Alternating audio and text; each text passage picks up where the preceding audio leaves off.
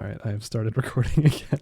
Okay, yeah. 15. I'll No names were used. 15 works for me. 15 works for me. Everybody was. It did not work. Oh, for I me. was not. I was like, man, I are don't- you going to go really No. fast? 25. I was watching and waiting.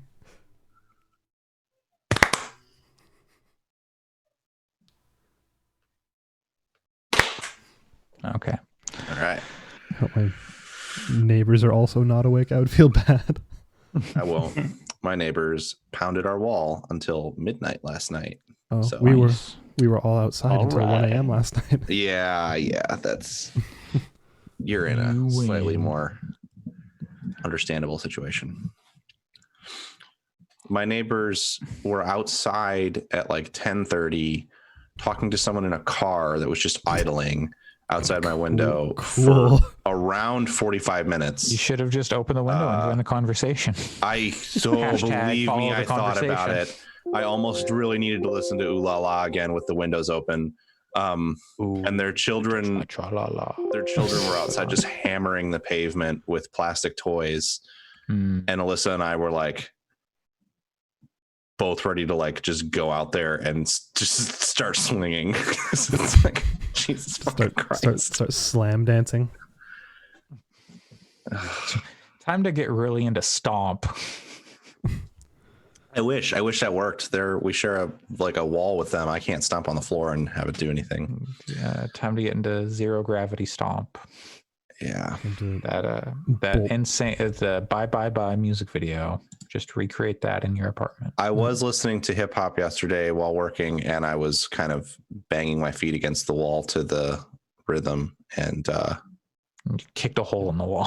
Nice. no, I wasn't kicking it hard enough for that to be a thing, which just means I don't think it really got any kind of message across that we hate them. What you do is you mount a bunch of metal trash cans to your wall and get hammers. And that's how you practice your stomp. Yeah. Blue Man Group.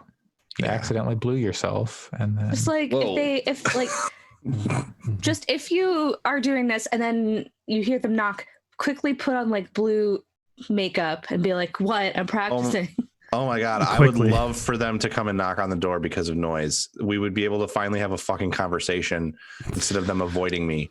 Like, that'd be Also, great. it might not be productive for you to be like, "Wait, I'm in the Blue Man Group." I don't know. I would be in the Blue Man Group. That sounds like fun. I don't particularly like the Blue Man Group, but it sounds like fun. Hopefully this is all podcast content too, by the way. Oh, hell no. all right. Just on the end. Shove it in at the end. Yeah.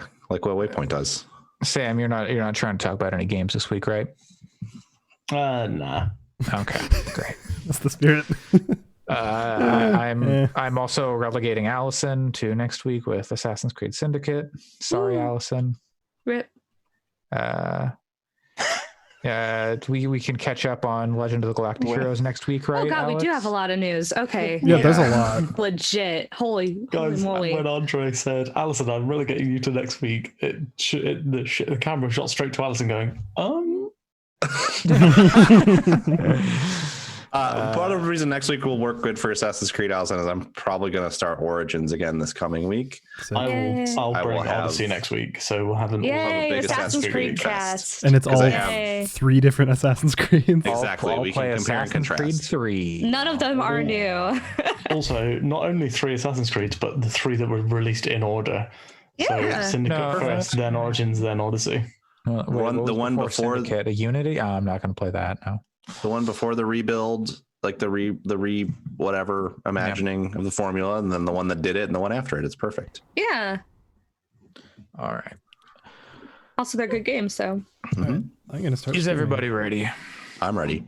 I'm ready. Yeah. Oh, 1 second. I just need to Alex's background is so good now. I need to. Damn it. Hello there. I've been working on a background. I think I've got something good. If it's something to do with how the baby's made, I'm going to be very upset. I will be so mad. Is it Phil Spencer's bedroom or whatever? Oh, God, His home yeah. office. That was a decent joke. That was very funny. I thought that was the highlight of the entire thing. Yeah. Okay, I'm good to go now. Was that a thing someone did? Somebody made their background Phil wait. Spencer's office? No. Oh, I somebody just- did the. We'll recap the joke. The in Series X refrigerator, but Yeah, I'll be recap the joke in the thing. 1 second. I just need to close my window because otherwise it'll be loud in an hour. Got hot here yesterday. I had to take the sweater off the dog last night. She was hot. Cat was like, the cat at one point was on my lap, on my chair, because he wanted to like lay in a way where as much of his body as possible was exposed. It's because he was so hot, and he like was laying on the chair, throwing his arms off at both sides, and like leaning over my armrest, trying to just like get some cool surfaces on his body. It was very funny. Hot. Okay, good to go now. Sorry. Now I'm saying hold on. I could probably find something to do. Something to delay us. Yeah. Please. There we go. Now we're talking. Perfect. Yeah, that's what we always needed. Yep. Yep. I think 7th grade, 8th grade. That was what I was for Halloween.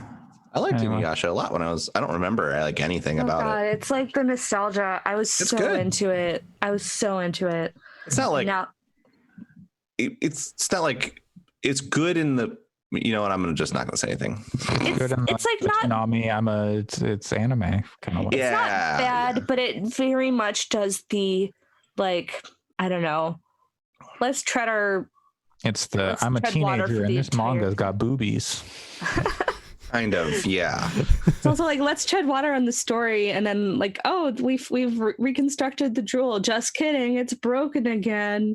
Oh no, like, Yeah, exactly. yeah. It's let's just say there's other very popular anime that came out around that time and have come out since that use a similar format of making things really long that maybe you could condense into like 30 episodes. That would be really good. I've talked to my friends about this like at length because we all watched it as preteens, but it's one of those things where we feel like if it was condensed into like a single season, like a 30 episode season, then it would be really, really good.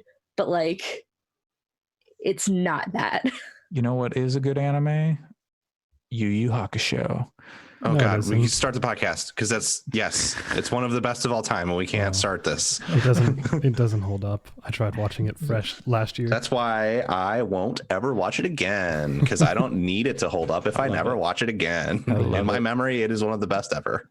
So good. And there's a few TV shows that I don't want to watch again, but I feel like the top tier favorites of mine still hold up, like Person of Interest and Fringe and Battlestar.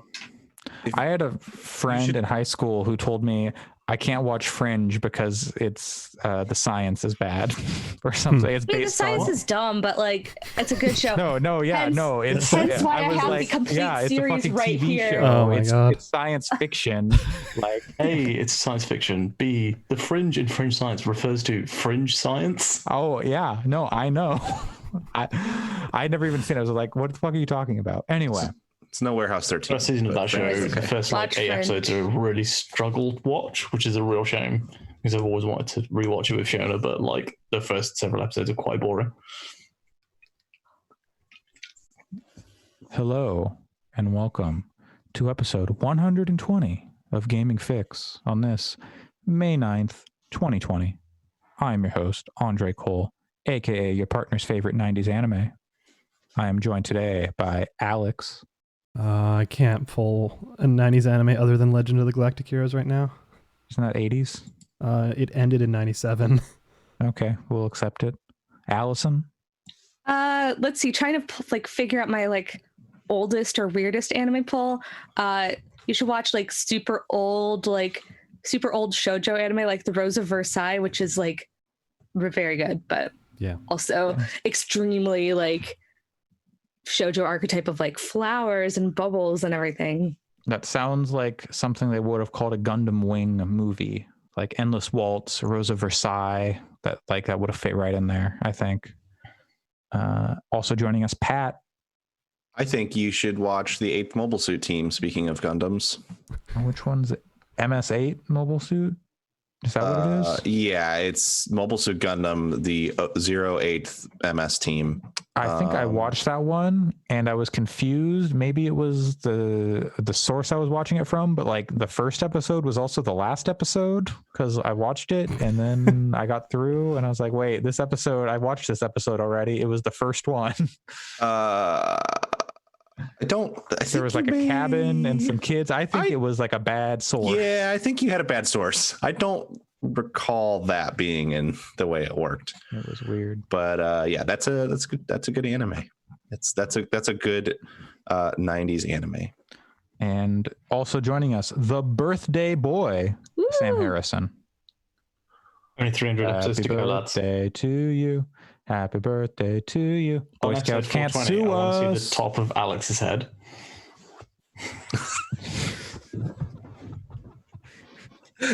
What? He said We've we been get to friends for like 2 420. years and I've never seen your head.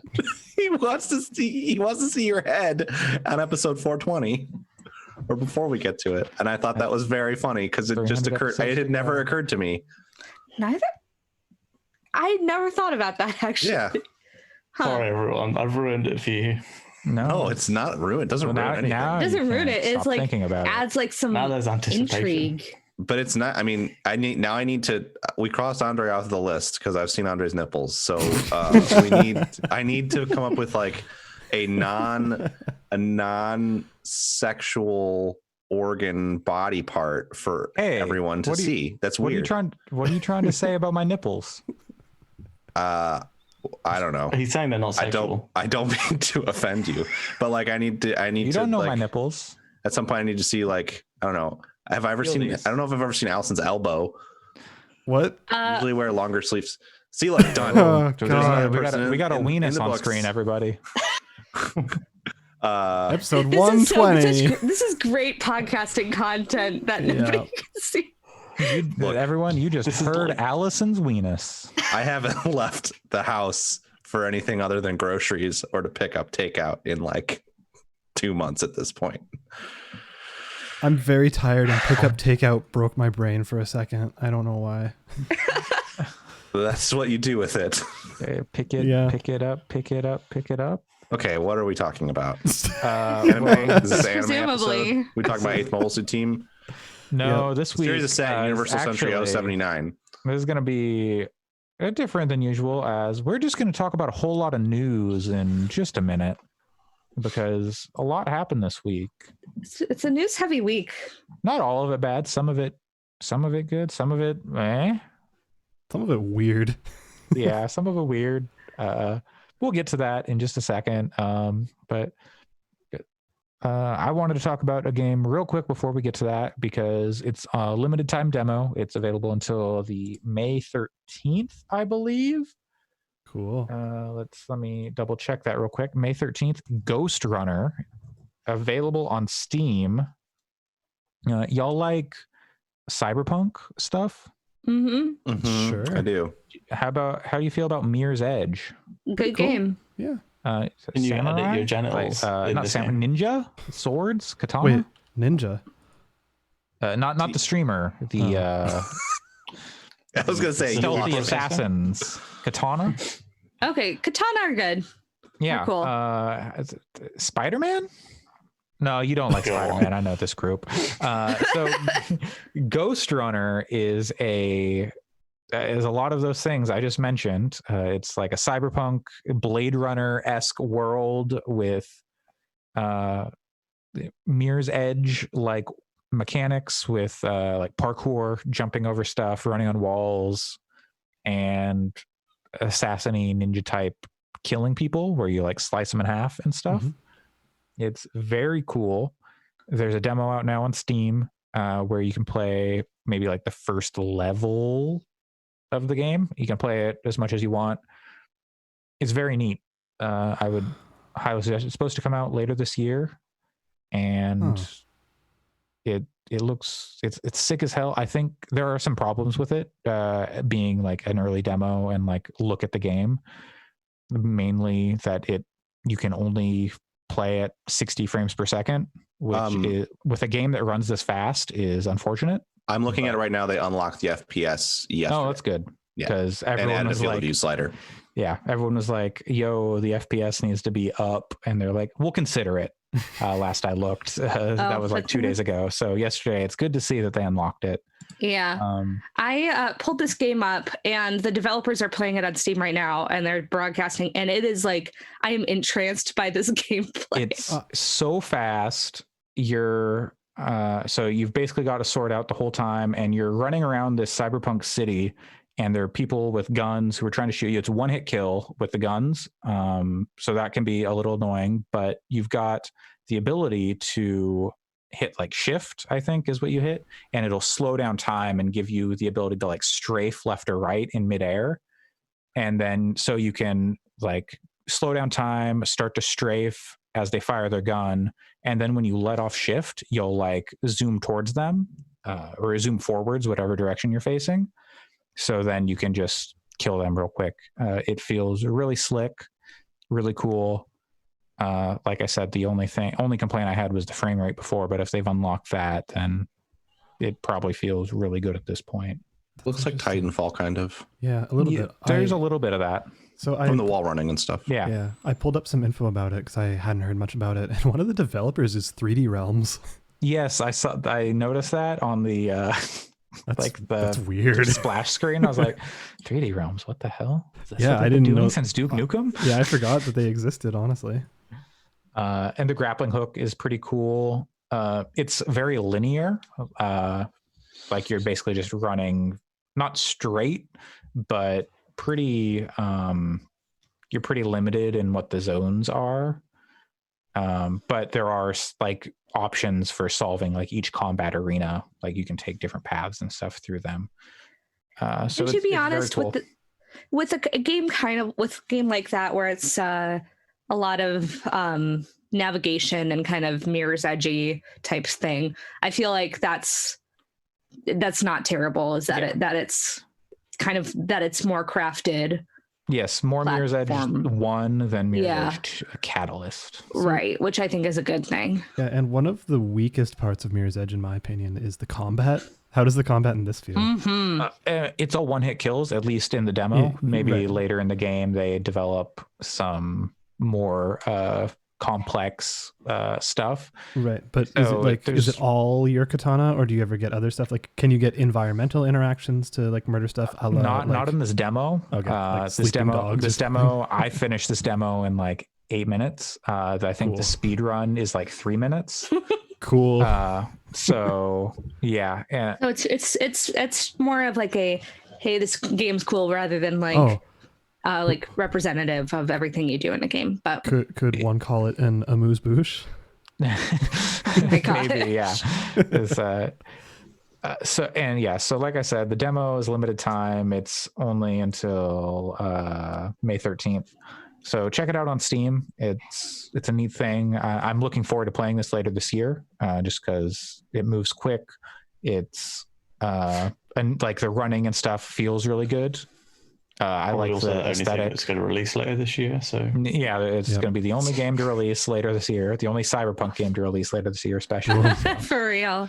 And you does it how much of a character customization does it have? The demo is none. Like it's very Mirror's Edge. We're just like, I'm making a joke about that's why I'm saying genital customization. Hey, maybe in the final it's on the news list, right?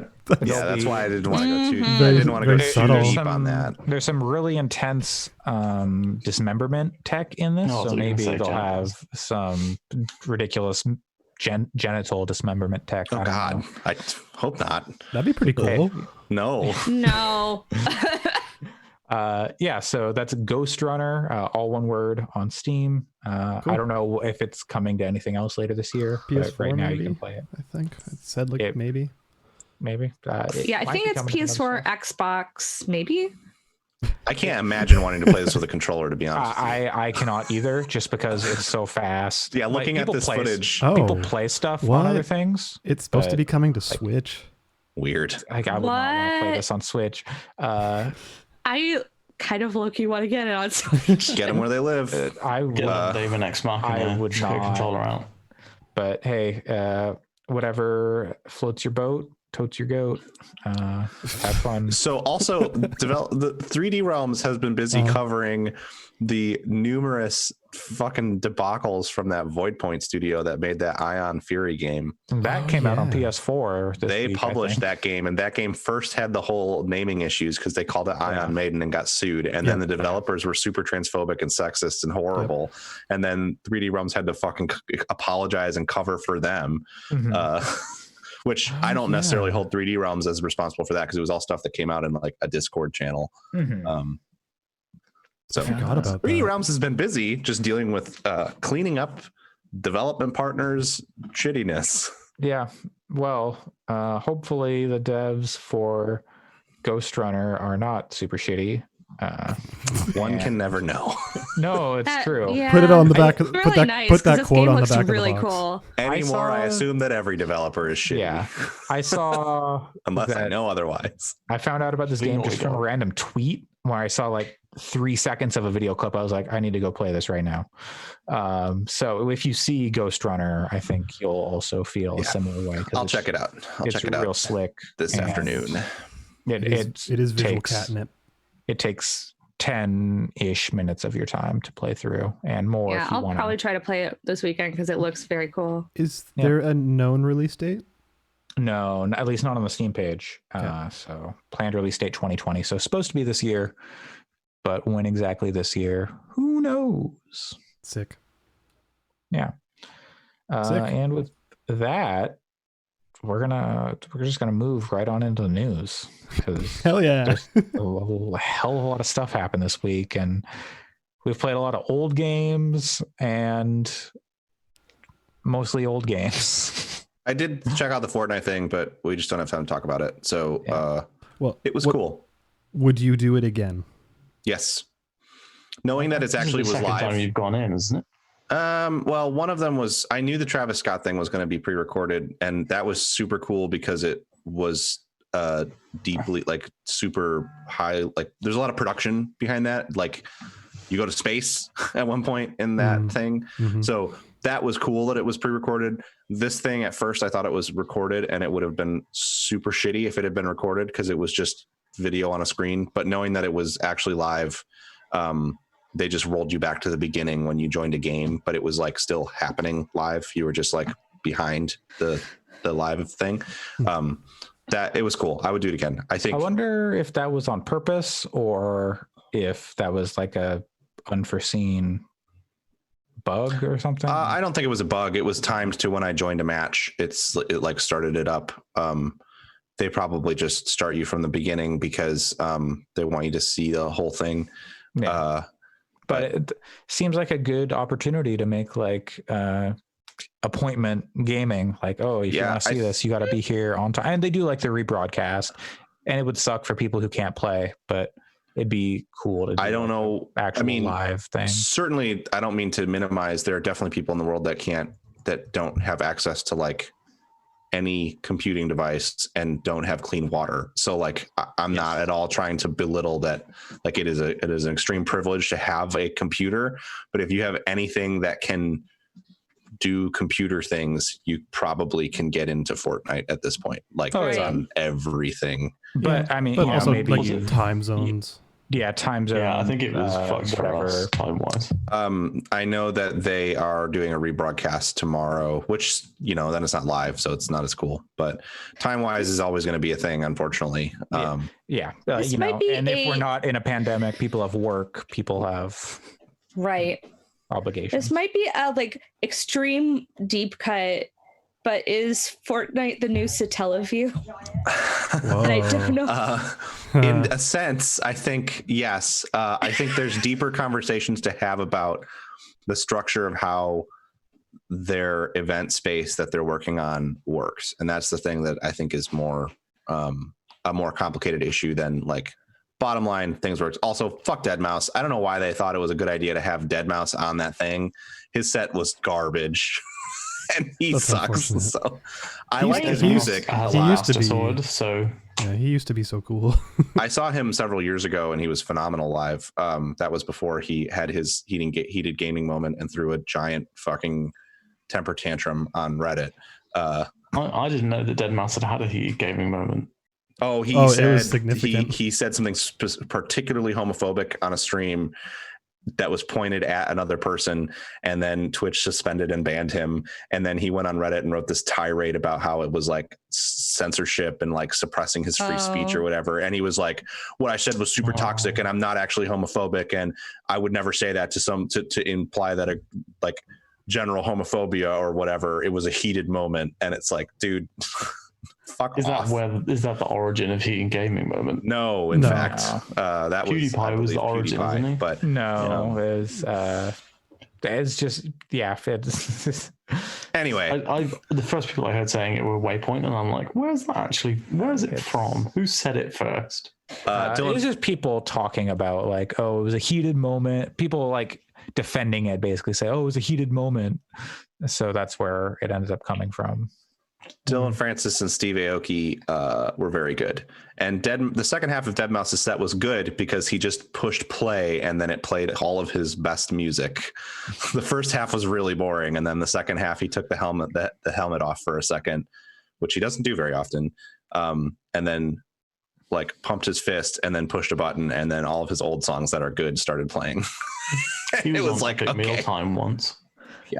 Didn't you say like Steve Aoki started and his mic was muted? Yeah, so that's what made me realize that it was actually live, and maybe it was an elaborate trick from Epic to like make it seem live. I don't know. That's totally possible. But yeah, when Steve Aoki started he talked into the mic to say hello, and it was dead, or like muted, not dead, but his mic was muted in his mixer, and then about 5 minutes later, he like said hello again after someone told him that it was not on. But yeah, they seemed into it. It was good. Their sets were good. Tim Sweeney just blowing up Steve Aoki's phone. You're muted. Dylan Francis's set in particular was quite good. I've seen him live and was not a huge fan of when I saw him live, but his Fortnite set was pretty good. Okay. Well, next year, when all the music venues have closed down, you can still know that Fortnite will have all the hottest musical acts. A nightmare. Yeah, I really would like to see them do something more geared for, I guess, adults, but not like because it's explicit. Just like, I would love to see. Yeah, I don't know. You want Fleetwood Mac in Fortnite? I didn't. God, that you kind of shot higher than I like Fleetwood Mac, but my cousin is in one of the best Fleetwood Mac cover bands in the UK. They tour. Get them in it's Fortnite. His full-time job. One of the best, not the best. One of the best. Fleetwood Mac are very popular. The phrase of "one of the best" is just extremely good. It's like, they're pretty good, not the best. I've never heard any others. He's very good. I would like to just see a band that, I love EDM, but I would like to see like a band play in Fortnite. That would be cool. I think like Rod Stewart. I don't know. I think Pat wants Green Day. He wants Hologram Prince. I am really upset that you spoke those words, because last night I was like going to bed like, I wonder what the first band will be to play in Fortnite. And then I went, oh, it's going to be Green Day. Because it's for sure going to be Green Day. It is 100% going to be Green Day. There's no way it's not Green Day. It's either Green Day or Panic at the Disco. Boy. Don't want to be a PUBG. It could be. Oh God, it could be Fall Out Boy, because Fall Out Boy has done partnerships, I believe, with Epic before to I've got high hopes. Fortnite featured at their. That's not the right. It's not the right. It's the wrong band. I mean, they could always that there's supposed to be that tour with Green Day and Weezer and Fall Out Boy. I believe those are the three bands that's happening. That was supposed to be starting now. And they could always just have that be a Fortnite event instead. Huh. You know what? Someday the American people will have a president that has a victory royale. Oh God, you're right. Oh God. Yeah. I mean, I can't be too mad, because I would love to have a president who has gotten to silver in league ranked. Okay. I thought this was going somewhere more terrible. By which I mean, no, I mean like AOC is a League of Legends player, and I would love for her to be the president. So He was jumping someday. into people's not Assassin's Creed. No, Animal AOC out here Crossing. playing Assassin's Creed Brotherhood multiplayer. A different AC game, but yeah, That's she's just jumping the- into Animal Crossing, and I was like, oh, you could. So I DM'd her, but AOC jumping into AOE games. Anyway, oh god, AOC yes. is the witch doctor. She's just stood around a plague doctor even. Stood around a corner. AOC and Civilization 6 getting the nuclear Gandhi victory. Okay. Anyway, Fortnite is seems cool. We can maybe next week we can talk about the party royale space and the issues I have with that, because Sure. it's not all roses. The event was great, but Okay. Well, it's I want That's to watch one of these because I have absolutely no idea what is going on or how it works. So I think I need to make an effort this weekend to watch this Steve Aoki thing. you on the should replay. watch the Travis Scott one and watch clips of last night's thing for sure. I think to sort of see the contrast, Yeah, because Travis Scott thing was very cool. the Travis Scott thing was like, I think the Travis Scott thing is legitimately like artful in a way that will probably, I would think in the future will be looked at in like this was a watershed moment for like the interaction between musical artists and video games. I would think, because it's really, really cool. It was incredible to see that in person for sure.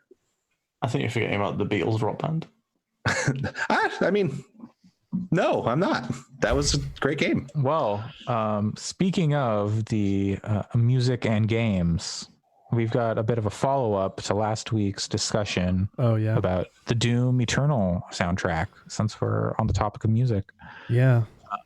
So for those who don't recall or weren't listening to last week's episode, weren't following this whole thing, Mick Gordon, the composer for Doom 2016 and Doom Eternal and plenty of other things. Wolfenstein and More like Dick Gordon, damn. except that's just a name. So Richard Dick Gordon. Gorman. yeah. So there was the Doom Eternal soundtrack came out, and people were like, hey, a lot of these songs don't sound great. They're like, Yeah, the ones that say they were recorded by Mick Gordon sound great, and the other ones say they were, I can't remember the guy's name, I feel bad now. Chad. Matt? What? I'm sure someone said it was Chad Maybe it's Chad. at Bethesda.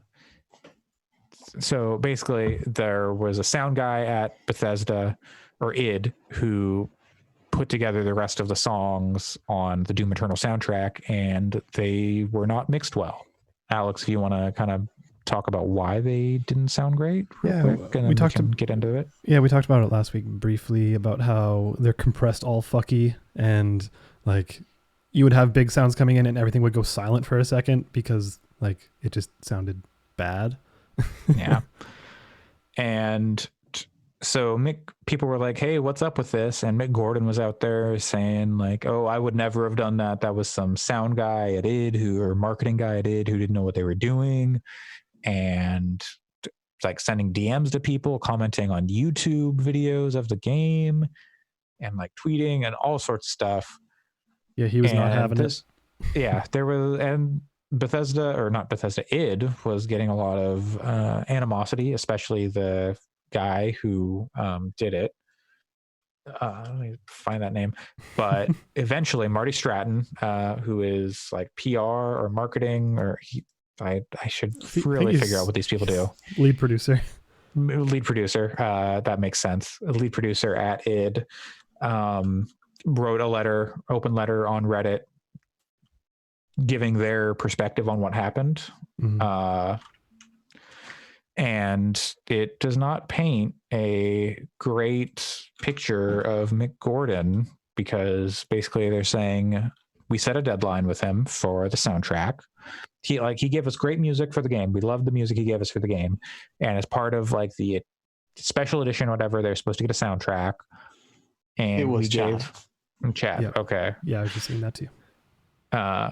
As part of the special edition, they're supposed to get a soundtrack. We need the tracks finished by this date to make it all happen. It's like, okay, yeah, chill, it's good.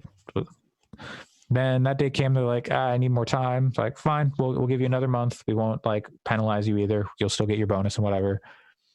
And even after that, he was like, you know what? I don't have the tracks, and you can have the sound guy. You can have Chad Mossholder finish or Moss Shoulder. I don't know. Yeah, definitely Moss Shoulder. He can use the clip, like the components that I've given you to use in the game to master songs for the soundtrack, to fill it out, to finish it. Yeah, so basically Mick Gordon was like, yeah, I'm gonna get you this thing by this date. And then that date was like 2 days away, and they're like, so do you got it? And he's like, well, you know, you got all those assets I gave you for the actual game. Just use those and make a song out of it. It's all good. I'm not going to hit that date. Yeah. That's the short of it. Yeah. So, but it sounds like there was lots of communication, but, you know, we're getting two sides of a story from parties who were probably feeling very burned by what happened. It's worth reading the open letter because Marty he's very diplomatic about it. He's very long. It is very long, but it's also like very neutral. It's just like, okay, these are the facts of what happened. Like, we contacted him on this date. He replied with that. This date came and went, and it was just it's just very detailed, and it's not like he goes out of his way to say, hey, Mick is great, like what he does is good, but like this situation in particular was kind of boned up. So it read as very honest to me, frankly. Yeah, and you know, in the sense that, and I'm not trying to like slander Mick Gordon, but when like his comments were coming out, I was just, at the time I was kind of like, I don't know about this reads, like, respect to the guy, but this reads kind of funky to me, and kind of unprofessional to me. Yeah, very unprofessional. Like where he's just going on, sending Twitter DMs and commenting on YouTube videos. I don't think it's wrong to say I had a negative experience working with this video game company. Yeah. Like that's fine. Yeah. But the ways in which he was talking about it with people just felt very much like, if it were me, I would say, hey, can I send you a statement in a week or whatever, you know, or in a couple days. Right. And feeling frustrated about something is one thing, but he didn't seem to address it in any sort of productive way. Yeah. Exactly. I kind of get why he had that reaction, because people were just like really upset about the product. They were like, this soundtrack smells like it sounds like doo-doo. And Mick is probably frustrated. He's like, yeah, that's not representative of the work I do, you know. But they also didn't put his name on those tracks. Yeah, totally. That's also the other side of it. Yeah. And like he was fine with that because he didn't like master those tracks for the soundtrack and stuff. So they were also made of parts that were not meant to be turned into like soundtrack things. Yeah. So there's a whole lot of stuff going, like production stuff, like production pipeline and things like that. Yeah. In the midst of like the COVID stuff, probably. Yeah, like not to dive too deep into it, but if you're mixing and mastering something, you generally want what's called stems, which is like it's like you want as much granular control over all of the sounds. Like you want to get be like a guitar line, you get the you want to turn the guitars up tracks here, and you want to turn the bass down a little bit here, because what they were using was basically what's called limited audio, which means it's compressed in a way, like the audio waveforms are squished in a way that they can make it as loud as possible, and that's all they had to work with. Is just this very loud thing. So it's like, okay, there's no dynamic contrast, there's no granular being able to turn off and on instruments, and which is fine when you're playing a really fast shooter where there's loud gunshots and monsters screaming along with the music, but it doesn't work when you're listening to the music by itself, when it's meant to be used that way. So I see both sides. I think it sounds like just a situation of over-promising and under-delivering, and it was just a bit unfortunate. I think that there's to an extent, as I was reading that open letter, and I mean, production schedules are really hard to manage, so this is not meant as some kind of like vicious attack, but like I was reading the letter and I was kind of like, it seems like if I were delivering a soundtrack as part of a collector's edition upgrade in like March, I would maybe have set deadlines more like the end of last year. Just like it seemed like their deadlines were a little hot, coming in hot as it stands. Well, so the game got delayed and stuff like that too. No, I know, but from a music perspective, I would probably, if I were a production manager, been like, let's make sure this thing is locked down as early as possible. He might have had some leeway because they had worked together in the past. Totally. I don't know this function. Like, I don't know all the specifics of that relationship, and I certainly am not on that production team. So respect to those people. And, that I'm sure there are reasons, but that was the thing I was reading from the perspective of Bethesda, where I was like, whoa, you didn't give yourself a lot of time for, Cats was finished within a day of its first screening, so you can't rush perfection. It got patched, in fact, didn't it? Yes, it did get patched. It was like unfinished. I mean, they fixed wolves, but they were cats and not wolves. Well, they fixed buttholes. Release the butthole cut. Isn't the butthole cut out? Isn't that a thing? I think it's not out, but it's coming. I think how Allison is the authority. How am I the authority on this? I guess I've seen it twice. So you've seen the butthole cut twice on the butthole. No, I've seen the. Okay, let's. I can't believe I don't think it like. I thought I saw. No, it doesn't. It doesn't exist, but also like. But it was real. One of my partner and I's favorite things to do with video games is anytime there's like a boss. It's great for Monster Hunter, but it's also like relevant in sections of Final Fantasy and stuff. Anytime there's like a boss as a monster or like a MOBA character, for example, like Cerberus and Smite, we always check to see if they have buttholes. And when they're like animals, I mean, not like people. But it's so sad. I mean, want to see people's buttholes. No, I don't. But I don't know. It's not so much that I want to see them. It's more that I feel like somebody has to check. You guys are the perfect pairing. that's what it is someone has to check and see. Like in World of Warcraft, we always check the bosses and see, and they never have them. Yeah. So we're not checking out Mick Gordon's butthole, but it sounds like Mark No, Stratton. I don't want to see people's buttholes. Those demons in Doom got buttholes. Kako demons have buttholes. Then model them. Yeah, Kako demons do. Yeah.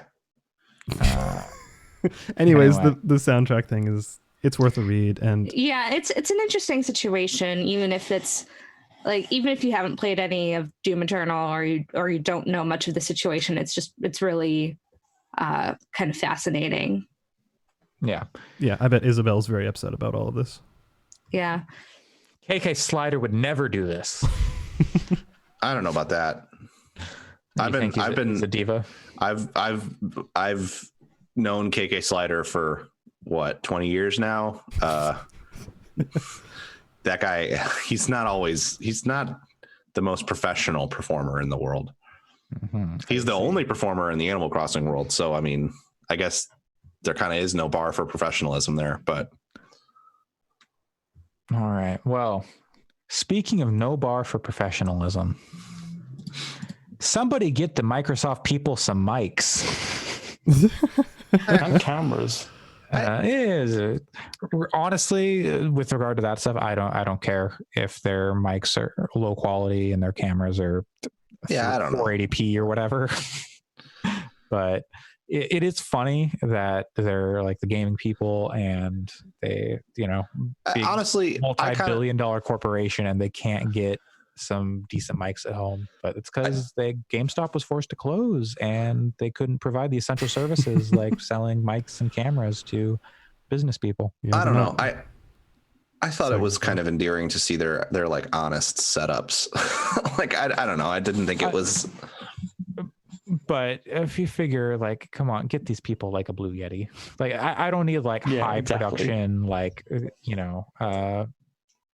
$300-$400 $500 mics or whatever, just like get a Yeti Snowball or whatever. I'm pretty sympathetic. I think it's probably hard to source a lot of that stuff right now too. Maybe, yeah. That's I know true, every time Microsoft of all people would be able to do it, but apparently I don't know, they don't make that stuff. So no, they but make headphones and stuff, like nice headphones.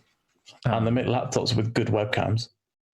Yeah, it probably is just not really. I don't know. I didn't find that stuff to be particularly problematic, and they don't. A lot of that stuff they don't use. You would be. I don't know.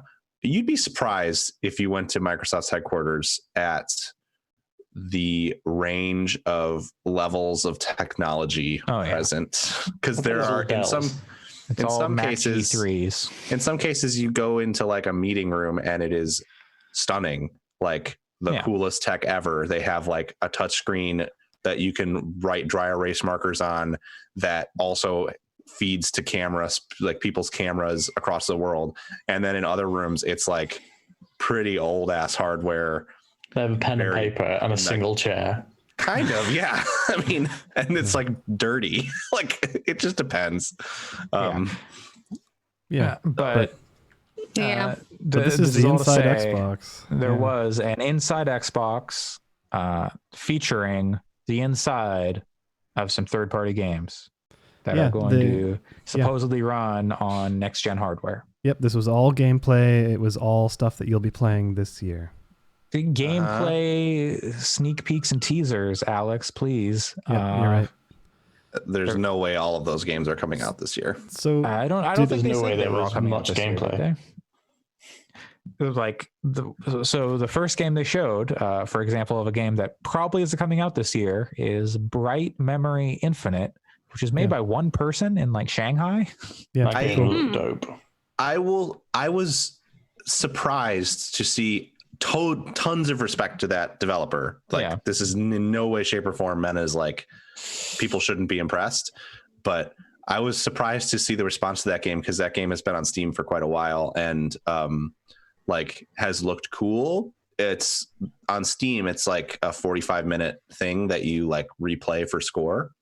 At least it was the last time I looked at it, and it's certainly cool looking, but and impressive that it's one person. But I wonder how much that trailer on the Xbox thing put people's expectations in a place. Right. I mean, if you look at this and you like, I'm looking at the trailer right now, and if you're expecting like, oh, this is a full, 20-hour, 30-hour game, like this is a full like shooter rather than just like, a short playable. My understanding is that this is Bright Memory Infinite versus Bright Memory, and that Infinite is like a bigger thing. So I don't think it's necessarily like just going to be that same PC release, because there's also a store page for Bright Memory Infinite on Steam. And it's a separate one from Bright Memory. But you own Bright Memory, you get on Steam, you do get Bright Memory Infinite for free. Oh, okay. Cool. Which is apparently a thing. I think too, when you kind of it's a cool thing that I've been meaning to check out, because it looks like a lot of fun and very neat. But I was surprised to see the like Cory Barlog tweeted it and was like, one person made this, I should just retire. And I was like, I don't know, man. It's very impressive and very like, it cool. looks like, I feel like even if it is only like a 30-minute thing, like it is gorgeous and it looks pretty, it's really impressive. And it was gameplay. Yeah. It was the best looking gameplay in that whole presentation. That was gameplay. It was the one that showed the most UI. If it was actual gameplay, that's a pretty significant jump from what it looks like in the original, like the currently available Steam one, which is cool. I hope that it was. I have my doubts on a lot of this footage as to whether it was like actually gameplay, or if it was renders that are gameplay targets. Well, it's what they're expecting it to look like. That's what I'm saying, is that that's not really I like, it's one dude or one person. I don't know if they're man or woman. It's one person, and like I don't know if they have the time to go making like some ridiculous. It could that could totally be what the game looks like now, which would be cool. I'm looking on Steam and it looks like that's what it looks like. Yeah. The original one is, from the trailers I've seen, is really impressive looking, but not quite at that level of like fluidity, I guess, and fidelity. But if that's what Infinite looks like, then great. Yeah, I think like the more interesting thing, and I think what Cory Barlog is kind of saying behind his message there is technology's come a long fucking way. Like the fact that one person, one person with a consumer grade computer, like not a $20 billion like Pixar rendering farm, is able to make something that looks that good is like, it's even if it's 30 minutes, like that's something that wasn't possible 20 years ago. Yeah, and also with respect it wasn't to that even possible like maybe even like 5 years ago. Like it is. If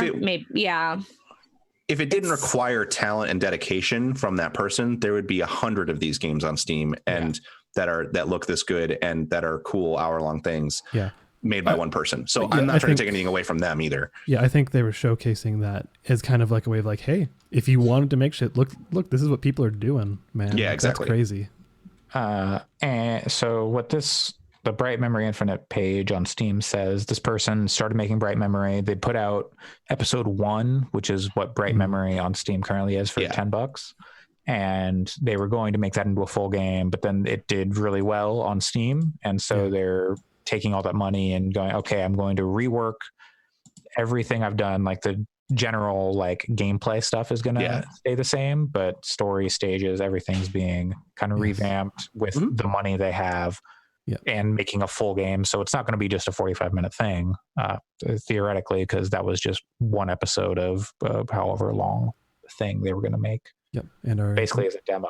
Our dearest friend Jeff has forwarded that is Zhang Jianxing, who is a fellow. Okay. Perfect. Awesome.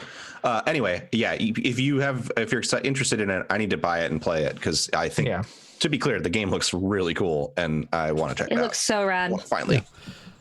But there was a lot of games that they showed. I would say very few of which inspired much in me.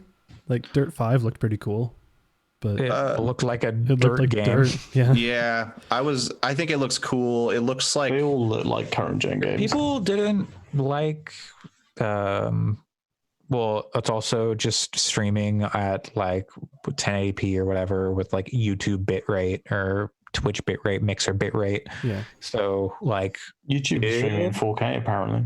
Bitrate though. So but like, does it matter? Who knows? Yeah, but like the thing for me is like some of them really weren't exclusives. Like Yakuza, that's already kind of out. If you want it, like you can find it on PlayStation. If you can speak Japanese, exactly. You can play that. But that was more just like, hey, it's going to come to X and it'll be or Series X will be enhanced, smart delivery. That was already announced, and it's all coming. The Yakuza games are out. Are they all out now on Xbox? I know they're coming to Xbox. I don't know if they're all available on Xbox yet. Well, they were all out. At least Kiwami 1 and 2, I believe, are, and 0. I don't think 3, 4, 5, and 6 are out yet, though. Yeah, I think they're they're out on PlayStation now. So, but I don't know. So that stuff is cool. I mean, I think a lot of those like announcements were pretty much like, well, I don't know. They were the one like that one. Now I can't even remember the name of it. That one game that was looked like it was kind of walking simi. Abzu meets. You were the one who put those words together, Alex. That looks very cool. I want to play that. I didn't know anything about that. That was the only game there that I was like, oh, wow, this is a new thing I haven't heard of. That looks fun. That I want to play now. No, it wasn't Chorus. No, that was the space game. Corvus. Wasn't Call of the Sea? Call of the Sea. Yes, Call of the Sea. That looks really cool. But I think a lot of these were, I don't know. I mean, they're cool. It's cool that they're coming. I don't. It was a very strange showing to show off like that. Here's the next gen third-party games, and a lot of them are coming to current consoles too. But like the Ascent was like the top-down, like isometric dual joystick shooter was like fine. But like the Vampire trailer was pretty good.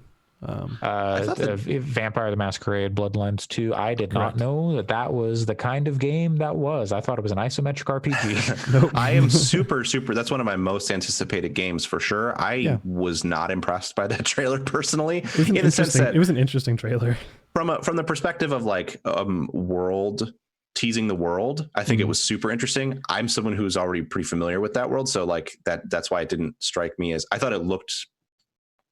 Looks like The Sims. Huh? Looks like The Sims. Yeah, like the art style's fine. I don't have a problem with it, but I didn't think technically that it was anything to write home about. It was very much like this looks like a mid-tier in terms of production and art design, like money wise, like talented people working with a mid-tier budget. I never thought it was going to be anything more than that. No, me neither. That's why I wasn't disappointed by it at all. I just thought it was like, it's fine. That was one of the ones that, in terms of showing off like the Xbox Series X, here's what you can expect. Yeah, that's what I mean. It was whatever. And I don't think they didn't, in my opinion, they didn't really show much more in terms of gameplay than what they did in the announcement trailer. And none of it looked, there was no like UI or anything. None of it looked any more like gameplay than the renders they did that I believe they said were just target renders in that initial announced trailer. That point kind of brings us to the crux of this whole event, especially with Assassin's Creed Valhalla. Yeah. Oh yeah. I just did want to say that the night before watching this event, I watched Ferris Bueller's Day Off, and they sang that Donka Shane song. Yeah. Oh yeah. And it was in the trailer. I was like, what the fuck? I've never seen that movie before. So I was like, what? Vampire is super cool because it's like really dark urban fantasy stuff. So in World of Darkness, there's like witches and witch hunters and mages and magic and vampires and werewolves and changelings, and like there's all kinds of like fairies and everything, which is part of why I like it, because it's not just vampires. So there's a wide range of stuff. I thought it was interesting that they went with like serial killer that strings people up and then like makes them have like smiles on their faces. Smiles. Yeah, it was very Joker. In a way that was, I thought it was going to be the new Rockstar game or Rocksteady game, and I was like, oh, we're doing the Joker again, come on. But then it wasn't. I was like, okay, I see. Yeah, it was a cool trailer. That Ubi Montreal reveal. So yeah, we talked about it a little bit, hinted at it. Ubisoft's Assassin's Creed Valhalla. Did we talk about it last week? Was that a thing? Yeah, we talked about it last week. Talked about how Viking stuff is cool. You can be the guy, you can be the girl. Yep. You can live the ultimate Viking fantasy. Yeah, and going to England. Yep. And ahead of this event, like it was played up a lot. It's like, okay, this is going to be a full gameplay reveal. Like you guys are going to see all these systems are going to work. And did they say it that way though? I thought they just said it was a gameplay reveal. I don't think they said like full gameplay reveal and learn how like the mechanics and systems work. They had said that. It's possible that I didn't see where that was. They could have said that somewhere, but all I saw was like first gameplay, which technically. And even after the event, all the like press releases and the news stories were like, there was the gameplay reveal of Assassin's Creed Valhalla. Yeah, exactly. Which was pretty disingenuous. Oh, not at all. It was kind of like, it's an Assassin's Creed game. So like at this point, what are we expecting? Yeah, they have said it's smaller in scope than Origins or Odyssey. That's the thing is I actually do have some questions about how this, like, it sounds like there's significant stuff around like building your settlement up, and there's like, I think it sounds like it's not actually just stock standard, another one of those. But so I think there are interesting things to find out. Assassin's Creed 2, building up the villa. Or is it I don't know what that's gonna look like. So I don't know. And I think another big one is like this is sort of the problem with the way that messaging for both of these consoles has been thus far. I think Sony's approach was actually smarter because at least they talked in depth about tech for an hour. Is that like, I cannot imagine that there's going to be a significant reason to purchase Assassin's Creed Valhalla if like to buy a Series X to play Valhalla over a 1X, other than the load times will be much faster. Because if they're developing the game for both systems, they're not necessarily going to be taking advantage of the increases in like smart delivery. Haven't you heard? Smart God, they delivery. use I mean, that and it's word great a if you're lot. buying a Series X anyway. But- There's a very we talked about it privately in our chat. There's a very good chance that I'll end up buying a Series X, so I'm not necessarily like dunking on it, but it's just Valhalla is the kind of game that I think an Assassin's Creed is developed fully for next gen, where they could take advantage of increases in CPU power to have, you know, more enemies on screen or more dynamic weather and environmental effects, or, you know, more dynamic, like maybe it gets muddy in the rain or whatever. That kind of stuff would be super cool to see in a game like that. But I just don't see. Odyssey is already like kind of a pretty phenomenal game from a technical perspective on current gen consoles, and so until they're moving past that, it's the kind of stuff that you can't like dial back for current gen consoles, really. It probably won't be like an Assassin's Creed Black Flag difference. That's what I'm getting at. Yeah, PS3. That was a great, PS4 or whatever. That was such a great, that game was a system seller for me because I owned it on PS3, and then I saw it running on PS4 and was like, okay, I can't ever play a PS3 game on a PS3 again because I need to have this look so incredible on PS4. Yeah. And it was, and I was like blown away for the entirety of my time with that game by how good it looked. And that's just not going to happen this time around. Yeah, you're right in saying it's not going to happen this time around, because like Moore's law is kind of over. Yeah. Like we're at the point where like it's about the resources developers in are able terms to put in. of like visual fidelity, at least. Exactly. There's and plenty of other advancements to be made. Yeah, for those who are not aware, Moore's law is like the exponential growth of technology every year or whatever, right? And we've reached a point where like CPUs haven't really changed architecture in like almost 10 years. Like the 2600K like that came out in 2011 isn't that much different than like Intel's latest stuff they put out. So like in terms of technology, stuff has I don't want to say stagnated, but it's reached a point where we're going to need some kind of sea change in order to actually see like totally new stuff come out. And like right now it's more about like, yes, the PS5 and the Xbox Series X will have more raw power. That is accurate. But like developers, especially third parties, especially indies, have limited resources, and that comes to humans making art. Like for one person to render a box of noodles can, like, if you're rendering that in 1080p, maybe it'll take you an hour to make because you're using 1,000 polygons. If you're rendering it in 4K, maybe it takes you a week to make that box, you know? Yeah. Like you're suddenly, it's not about the power and the, like, what's going on behind it. It's about the time that you're willing to spend on asset generation, like for visuals, which is why like so many places are focusing on, you know, systems, and they're focusing on, like AI improvements and stuff, because that's exactly actual changes. I think for me, sorry, Allison, go ahead. Oh, sorry. Which I think those improvements make a lot of sense. It's just I'm wondering, will that make it more difficult for these new consoles to try and market themselves? Because like if you look at the difference between like PS3 and PS4, like you can clearly see the difference, and it looks great. So you go, okay, I want that.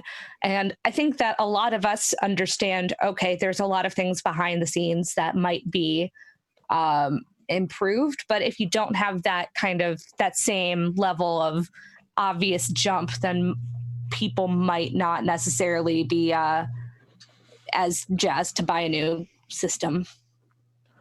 Yeah. And I think at this point, though, right at this moment, I think Microsoft and Sony both know that they're going to sell out those consoles no matter what.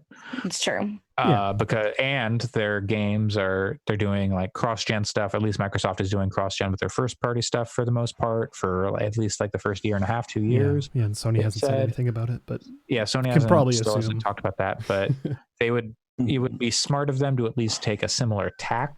But we'll see. I think they don't need. Sorry, what was that, Sam? I was just going to say, it's not a guarantee that they sell out, especially this economy. That's true. They didn't sell out last time. The Xbox One didn't sell out in the UK.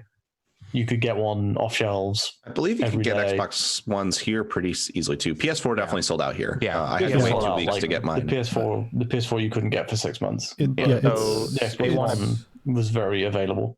Yeah, it's also assumed, I think, I remember reading the story, maybe it's been proven wrong, but the yields they're expecting for the production this time around Sony is is pretty planning low. on making. Yeah. Sony is planning on making less PS5s than they did PS4s for like the first Didn't 6 Sony months or say whatever. 6 million? 6 to 7 million or something. But Yeah, I don't recall. whatever I that remember is. the Switch made 3 million worldwide. So if you think about how hard it was to find a Switch for a while, about half that difficulty. Yeah. I think the biggest question mark for me still coming out of all these things is like, what is the reason to purchase a new console? And and I think Microsoft's answer is you don't have to. Yeah, and I think that's fine if that's their answer. So I mean, I don't have any hate for that if that's what they're going with. It's a nice customer-friendly approach. Yeah, and I think if Sony's answer is because you have to play the next Horizon, that sucks. And I hope that because of the way that they led with a lot of tech stuff, I think maybe that's not going to be their actual answer, and that there will. I think my hope is that when we see Horizon Zero Dawn 2, it's not like, hey, it just runs at 60 frames per second in 4K now. It's actually like, hey, here's the ways in which we're implementing this technology that we've put into this machine to make the game more dynamic and more. I just think that that's what I hope. They might have to be. It might have to be like more of a. There might be more effort in selling that rather than just showing two screenshots 100%, side by yes. side, going Yes. like, look, obvious difference. Like that's what I'm getting at too, is like you have to do in-depth gameplay demos where you have someone showing you 10 minutes of gameplay where they show off the reasons why you should want to play this game on a new console. you can't do interviews with the developers going, so Vikings, what's that about? But I also have I also have empathy for that team, because I am sure that what happened with a lot of this stuff. I know, Sam, you've talked about like, I would have just put these trailers out outside of inside Xbox. I'm guessing that they signed agreements with a lot of these developers and publishers that said they would be putting these games on an E3 stage. And because E3 is not happening, and not necessarily as like marquee, look at Call of the Sea, this is the biggest game coming to Xbox, but like, here's a roll of all of our games coming from our partners or whatever. I would have shown these games after the impressive stuff.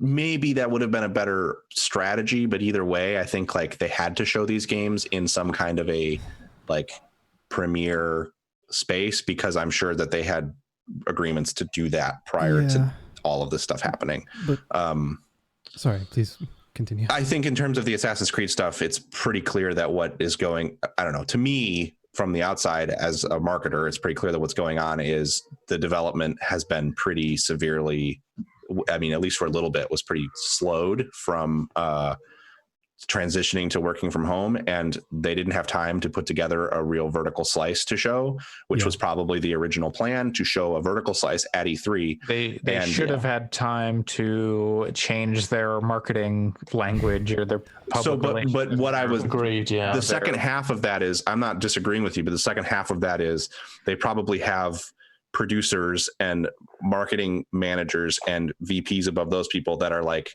no, you need to get this stuff ready for us now. Microsoft won't change their timetable. We can't change our timetable. And I'm sure that it was a lot of like, well, what are we going to do? That I'm just guessing that. And like, as you have those conversations and arguments, there's also hours ticking off the clock.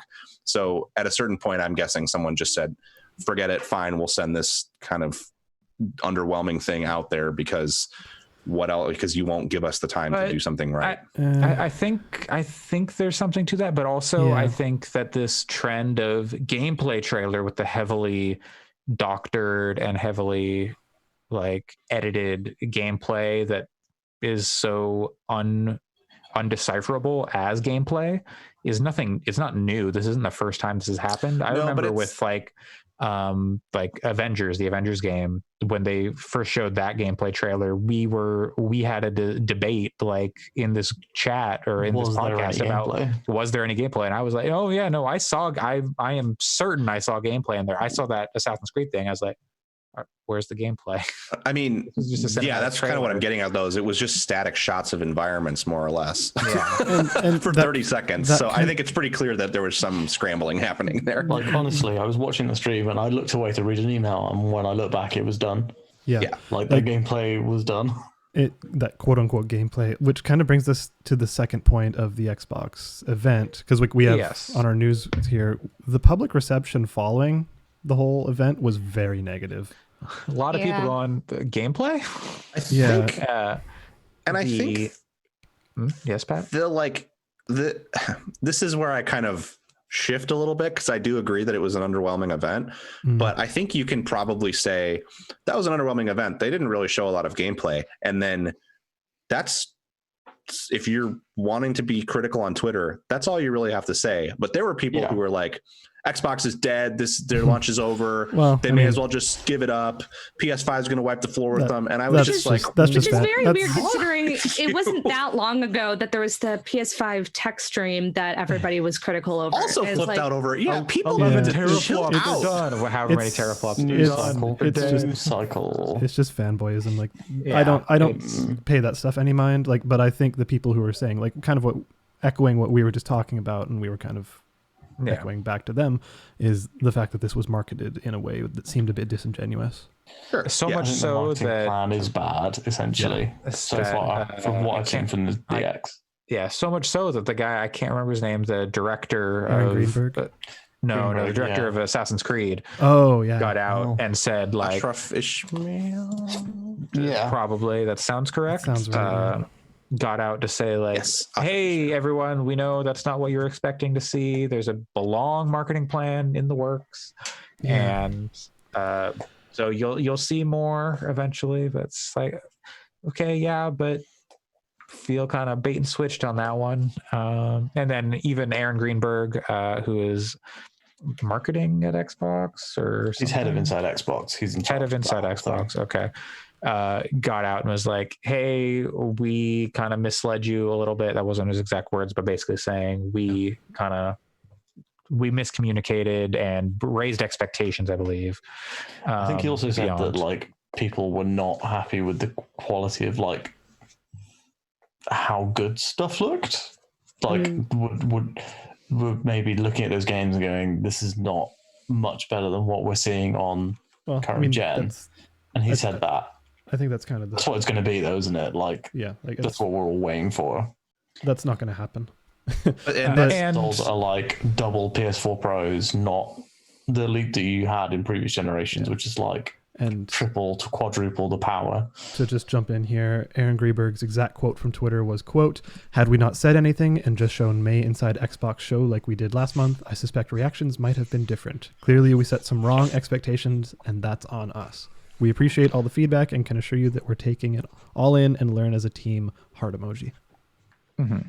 That's a good statement. It's a good way to put it. Yeah, I think it's fair. But it's also. I think it's accurate too, because if they hadn't said anything, people would be like, "Oh my god!" But it's also like them easier. Saying, like, it's easier to ask forgiveness. You know, like it would have been better if they just did it from the outset. Right. And I think some of their messaging in general with this whole event was off, because it was all smart delivery. You can get it on the Xbox One, and then you can have it on the Xbox Series X. But why I didn't understand why I wanted it on the Series X, other than it looks better. Other than it's new. Yeah, like when they're talking about Madden, they're like, "Oh yeah, this game is going to be great, and it'll be great on both Xbox One and Series X." And it's like, okay, but what's better about the Series X? Also, the smart delivery with that is a limited time offer. I guess I kind of really shitty. Yeah, it is shitty. I guess I have a lot of sympathy for this stuff, because as kind of the team where I work has transitioned to a work from home environment, there's so many instances where it's like, if we were all in the same room, someone could say, "Oh, hey, we need to make sure we keep this in mind, blah, blah, blah, blah, blah." And like, technology is great for being able to have like video calls and stuff like that. But the fact that those teams are still not having like meetings where they're in the same space and able to have kind of the small talk that happens around that stuff, it is hard sometimes to communicate. I'm sure that there was someone on that team who saw a tweet go out and went, "Oh God, I wish that tweet had been worded this way instead, but now it's got 2K likes, so we can't really pull it down." And stuff like that. Like that, it is hard to do this stuff in the environment that we're in right now. And I think it's totally fair to be critical of them, but at the same time, like if you're someone who's getting angry on Twitter over it, and I'm not even talking about fanboys, but I'm talking about like we're sharing opinions here, but people don't need to like necessarily get on Twitter and be like, wow, Xbox marketing is bad. Wow, Xbox marketing is bad. Wow, Xbox, like it's just don't pay attention to it. Yeah. I mean, like if you don't care and you think it's bad for then 5 minutes. Exactly. Like just chill out. It's then if you're not sold on an Xbox, then don't buy one. I don't know. Like just relax. Also, to be fair, that's not a new thing. Like that was happening. That was happening ahead of the launch of the PS3. So totally, yeah. Every this is just the first console launch that we've been a podcast for, so I have a place to say it. Yeah. Either way, I hope events from here on out get better. Yes, there's going to be a first-party games event in July from Xbox. Supposedly something in, I think, June from PlayStation is what I saw going around, but who knows? Yeah, I'm very interested in what Sony does next. Yes, seeing the Sony response and shots fired. What do they do? Do they do, hey, here's our third-party games? I mean, I think maybe part of the tactic, and I'm not saying it's a good one, could have potentially been from Microsoft, let's show our third-party games so that then Sony has to do something, because like they're both playing very much a game of chicken about the way that they message this stuff. It's pretty evident. And so let's get our kind of hurting everybody. And I think, to be clear, that the marketing plans and game that's happening right now from both of these companies sucks. Yeah. So I would guess that maybe there was a thought of, we'll see what Sony does, and then we'll do our big first party thing. And there's nothing to stop them saying like, yeah, we said it's first party, but also we have a new Cyberpunk thing or whatever at their July event. And so that gives them a chance to try to like get Sony to take a shot so they can see what they're up against. Yep. Well, we'll find out as the months go on and we approach new console day 0. I gotta say, this is the weirdest fucking console launch we're probably ever going to see. It's probably the last console launch we're ever going to see. That's also fair. Well, we can hope for what Alex said, and I hope, in some ways, I hope it's not for what Pat said, but who knows? We'll see. I wouldn't be surprised if Pat is totally correct. I hope it's not for the reasons I'm thinking. Anyway. No, I don't think it's going to be. I don't mean that as like some portent of doom. I just don't think consoles are going to make sense in another 15 years or in another 10 years. Yeah, we'll see. Well, it seems we've been joined by Baby Todd Howard once again, here for another update on Fallout 76 Wastelanders. What's up, baby? He says the NPCs are here. Mm-hmm. Does he? And his dad has to go sort him out.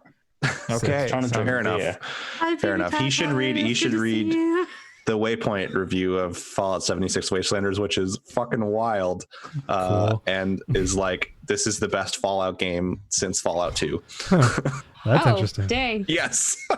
Cool. It is wild. I can't remember if it was Cameron Kunzelman. I think it was Cameron Kunzelman. No, it was Matthew Galt. It was Matt Galt. Okay. I knew it was one of them. One of the two of them. Yeah. Matt Galt was saying that it's like the best Bethesda has ever done Fallout. Yeah. Wishing you the best. Bye, and everybody. Happy birthday, Sam. Thanks very much. Sorry about all the chat between me and Fiona that you have to edit out that I was muted for, Alex. Bye. Bye. Bye-bye. Happy birthday. Bye. Bye, Todd. Oh, bye, baby Todd Howard. All right. Guys, baby Todd Howard is such a cute baby. Yes. Back to another hot topic around these parts. Valorant. Yeah. And their Vanguard anti-cheat software. I think we discussed this like a few episodes ago. Alex is that started with me saying I'm not going to install that game probably 2 weeks ago. Yes, because the kernel, the Ring Zero driver, is that what it? Kernel driver, yeah. Yeah, which is their anti-cheat, which is funny because people still cheat in the game, but supposedly they're just trying to monitor like how the fuck are they doing it. That's what they say. But yeah, that is their messaging. Whether or not that's true, so we'll Vanguard has the anti-cheat software has had a hell of a few days, week, whatever it is. Since like what was it, Tuesday or Wednesday, that they basically added the option. It's like, okay, you guys keep bugging us for this option, you can turn it off. Kind of. You can. I mean, you can turn it off. You just have to reboot your PC if you want to play Valorant. You can uninstall or turn it off, and then to play Valorant, you have to restart your whole computer. Yeah. I get why, but it's also an artifact of the fact that they're using Ring Zero and just their approach. Mm-hmm. So that's one thing. So for people who want to play the game, if that was a concern of theirs, they can turn it off. And if they really want to play Valorant, just reboot your computer. You probably got an SSD. You're good. Yeah, I guess I don't know why rebooting is. I mean, I guess there's some strain that it puts on components whenever you restart a computer. But that's kind of it's just silly. The context of why you need to reboot, in case audience doesn't know, is okay. Let's say you turn it off. The Valorant or Vanguard, the way it works is it's monitoring the stuff you're doing on your computer. It's monitoring what you're opening, what tasks you're opening, what you're using with your mouse and keyboard, etc. Keeping an eye on if you're doing anything malicious that could impact the game. Right. So if you turn that off, it has a window where you can do whatever you want. So if you were to turn it back on, they don't know what changed. Like they're not monitoring what's called delta. They're not monitoring the amount of change. So they're like, okay, restart the computer. We'll initialize the driver as your computer starts, and now we're monitoring everything up until the point you start the game. So that's why you need to restart. Which is a shitty approach. It's. I mean, I get it. It gets you if you really want to play Valorant, but you're like Alex, someone who's opposed to having that security possible vector of vulnerability. Like. Yeah. And you can reboot your computer if you want to play. It's a ridiculous. I guess my feeling is like this is the thing that we talked about, or at least that I have talked about with people. I don't know if I've talked about it with people here specifically, but it's the kind of thing that like I remember when it first came out, it was like, okay, well, we agree that it's invasive for sure. There's no arguments there, and it would be great if they made some kind of option to turn it off, and then you could maybe like reboot your PC to reactivate it. And then they did that, and it seems like, again, not just here but in other places too, that people are like, well, this is stupid. And it's like, well, what what else would they have done? I think it's because a lot of like those folks who say that, they don't know how it works. Like the context just isn't there. And like my issue with it is the fact that you're giving it root level access. So that means it can do whatever it wants. And like my issue that I brought up 2-3 weeks ago was like, okay, if someone shady gets in there and finds a vector for stealing information, they have root level access to your system. What I didn't think of is what actually happened, and that's false positives. Well, and I guess where I'm coming at it from is like, now that it is something you can disable when you're not playing Valorant, it puts it in the same boat as, in my opinion, and there's other Ring Zero kernels that are used, like there's other anti-cheats that use that kind of root level access. And not really. My understanding, I guess maybe I'm wrong. I don't know. My understanding was that BattlEye and Easy Anti-Cheat and the Valve Anti-Cheat all are kernel level, and at least a couple of them are Ring Zero. They're only running during. Okay, well in that case, fuck them. Don't play Valorant. I don't know what the solution to the thing is. Like, it just seems like a mess. BattlEye is not the same way in that it doesn't run 24/7, for example. That's what I'm getting at, though, is you don't have to run the Valorant one 24/7 anymore. Well, you have to restart your computer. Right. So you can reboot it, play it, and then turn it off when you're done playing, I guess. That's where I'm not understanding the if you want to only run it during the session that you're playing the game, you could in theory reboot your PC, start playing Valorant, and then turn it off as soon as you're done playing Valorant. Yeah, but like the thing is, like, you're giving it access to your computer that I wouldn't even give my, like, I don't use one, but like an antivirus.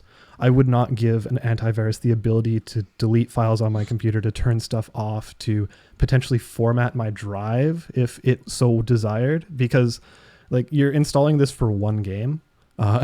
Like if I was having to install a thing for Overwatch, for example, which would give it the ability to silently turn off my keyboard, for example, to the point where I would need to restart my computer in order to use my keyboard again, I would not have that installed, which is exactly what's happening here. So like that's what I was talking about with false positives, is now it is soft bricking, or in some cases bricking people's computers or input devices. Like so, and as from what I have seen, that is, no one has substantiated any of that stuff yet either. So I think it's totally worth mentioning that it's been reported.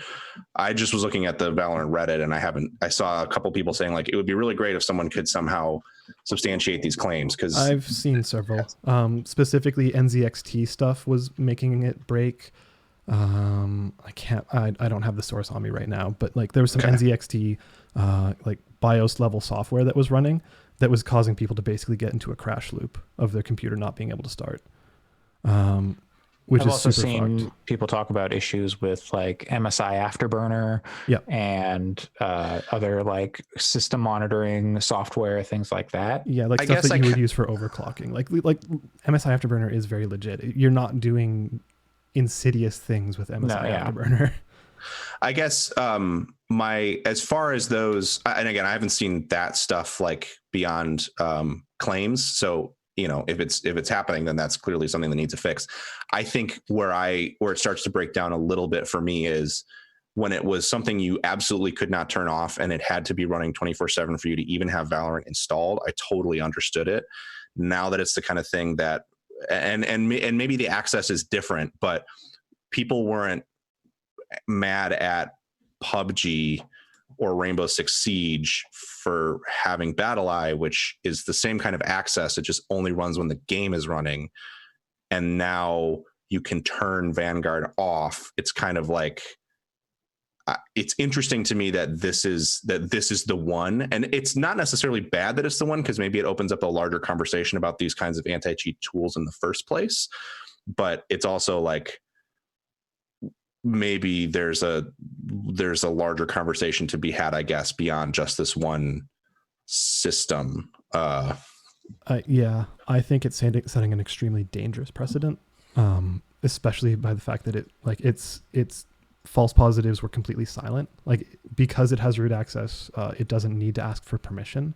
Like, it's just doing it, and it's not saying like, hey, we don't recognize this program you're using. Like, can you submit it to Riot so we can vet it? No, it's just like, no, it's by a rule that Riot has arbitrarily set. Like, nope, we're turning this off, you know, and it's like not communicated. And this is one game. If that starts happening with every game, like that's a precedent I'm really not cool with. And something that Jeff brought up in our chat, which I think is really interesting, I'll sum it up, is that he's saying like this kind of kernel level access for anti-cheat programs, like, this seems like the kind of thing that would be really good for professionals, like people who are doing esports, to have their machines kind of vetted to participate in a league. And I agree with that. They compare it to iRacing, and I think that's totally valid. I think that kind of approach, like if you are going to have a fully online league, like, you know, you have professionals and you don't want any cheating, yeah, do that. But I think for Joe Blow, everyday person who doesn't know like what is going into their computer, this can be really just dangerous and bad. And I think that making it more of an optional, maybe offering a version of the game, I mean, it splits player base then, but like, I think that giving more tools, one, fixing problems with it, like doing what you're saying and silently going after specific tools and programs is important for starters. But like, I guess part of the reason that I kind of get semi-passionate about it is like, I won't ever play PUBG again because the cheating situation in that game got to be like fucking garbage. And, you know, they're using a similar anti-cheat and it's not working. So, you know, if the anti-cheat doesn't work and it has ridiculous access, then of course that's like a square one. Like that's there's no benefit. It's but root zero, Pat, not square one, root zero. But like PUBG is a game I'll never touch again because the cheating is so bad, and I love that game, and it ruined it for me. And the same thing has happened with lots of other games in the past for me. So I'm very much like, I am, as a player for a game that I really enjoy, I'm willing to hand over more access than a lot of people are, because I don't have that kind of sensitive material on my computer, and I just don't really store sensitive information there. So it's kind of like, I don't really care. So I have like that kind of perspective on it, I guess, which I can totally understand not wanting to give a program that kind of access, but it would be great if just everyone would stop cheating, and then it wouldn't even be a problem. People. You are far more optimistic than I am, Pat. Oh no, I don't think it'll ever happen. I just think it's scumbags who ruin games for people, and I would love. Yeah.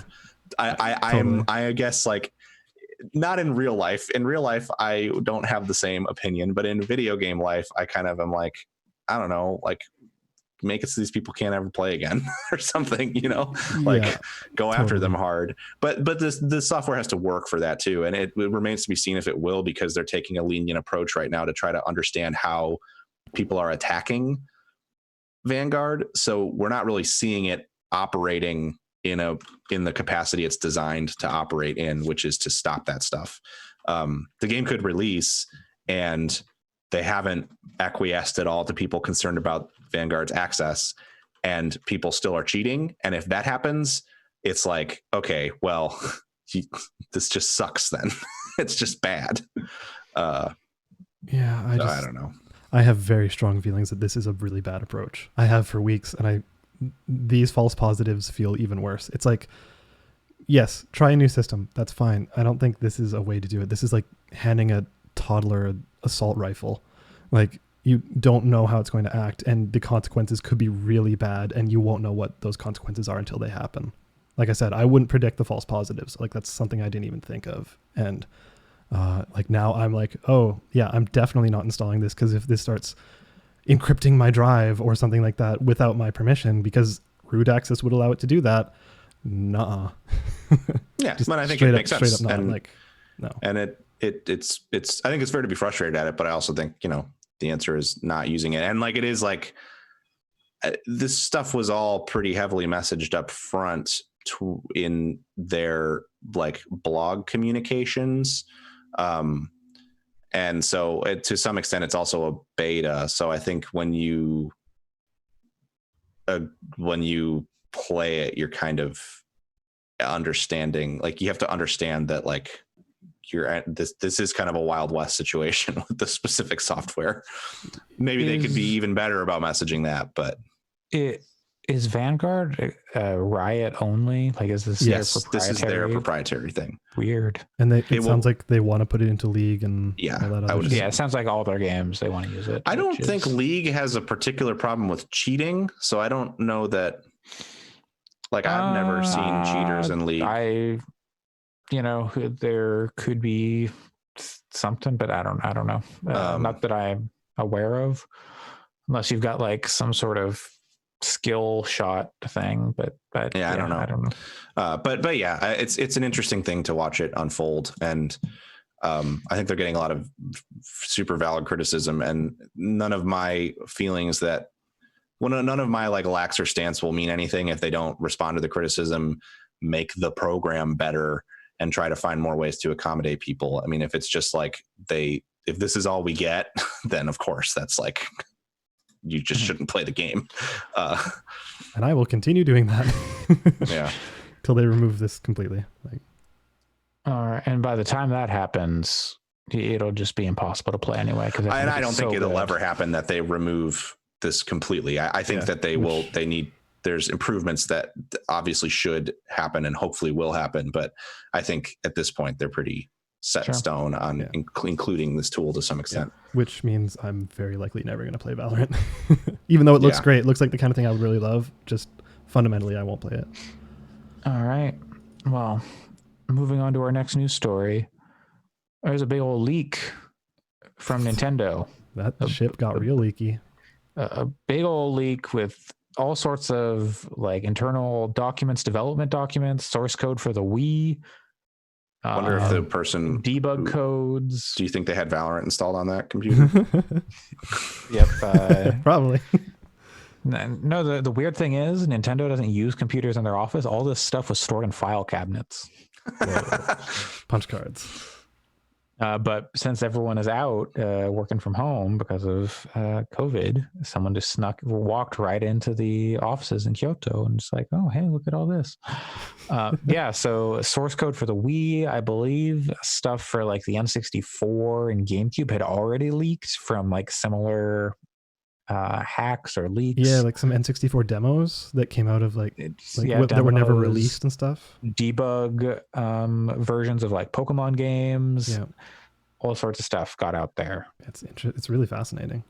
Yeah. We'll probably never see any use or anything significant from any of this, because the most useful thing for it would be emulators, and anyone who uses this stuff for emulation would go away forever. And it seems like people who are doing stuff with Wii, like, it doesn't necessarily provide that much new information for people who know the Wii really well, but the Dolphin project emulator is good.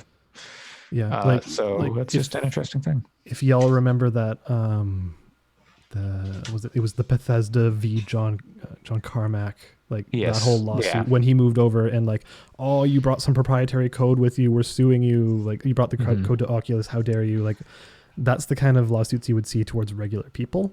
Like if they were to use any of that code anywhere. So that's the reason, like, you're never going to see a legitimate like Dolphin project start using that. So just an interesting leak where there's a lot of stuff that doesn't normally get out there. Yeah, as a coder, like, I've looked through some of it and it's just fascinating to see the way they structure it. And like, obviously this stuff is like 15 plus years old. It's like, oh yeah, we still do a lot of this stuff today. Cool. All right. Well, next news story. Yeah. This story. Fuck yeah. EA is finally answering our prayers and making a new skate game. Fuck yes. Well, not new. It's like a remake of a skate game, Skate 3. What? You heard Skate 3? Wait. Skate 3, that came out. 3 to modern but mobile devices. Wait, play Skate 3. Sorry, what devices? Mobile? What like a laptop? More mobile. Like an iPad? Pro with a keyboard and mouse? You'll be able to play it on an iPad Pro with keyboard and mouse, I'm sure. Maybe. I don't know about keyboard and mouse, but iPad Pro probably. Yeah. Think more mobile. Yeah, this thing is real fucking dumb. So supposedly, according to a skateboarder, Jason Dill, I like the way you source that. According to a skateboarder. Skateboarders are like leakiest ships. Yep. Skateboarder Jason Dill on his podcast, Stop and Chat, said he heard from EA and they said, hey, we're putting Skate 3 on mobile devices and we want you to be in it or something. So they're going to add content to this mobile version of Skate 3. And he's like, all right, is that it? And they're like, yeah, no, that's it. He's like, what the fuck? What about Skate 4? And they're like, no, it's not happening. Yeah. I mean, this is what everyone wanted, right? Like, new skate game. Yeah, so I don't know. Yeah. All those people that every day for years and years and years and years have been commenting on EA's Instagram posts. Skate 3 came out in 2010. It did. And you can play it on an Xbox One right now. Yeah. Today. But I have it installed. It's a good game. Can I play it on xCloud? It's a 10-year-old game. Yeah. It hasn't held up as well as some other 10-year-old games. Does it seem like it would play well on your phone? Nope. With an on-screen control scheme. You know what else is a bad game that doesn't play well on a phone? That Tony Hawk game that came out last year. Phones are not a good place to play skateboarding games. Yeah, because skateboarding games kind of timing is pretty important, as well as fidelity of control. And even though you can Bluetooth controllers, like that Tony Hawk skateboarding game still feels like ass with a controller Bluetoothed. Like it's all the recent Tony Hawk games have felt like ass, it seems. That's true. So unfortunately, sorry, Robomoto. Supposedly there's still a Tony Hawk game in the works.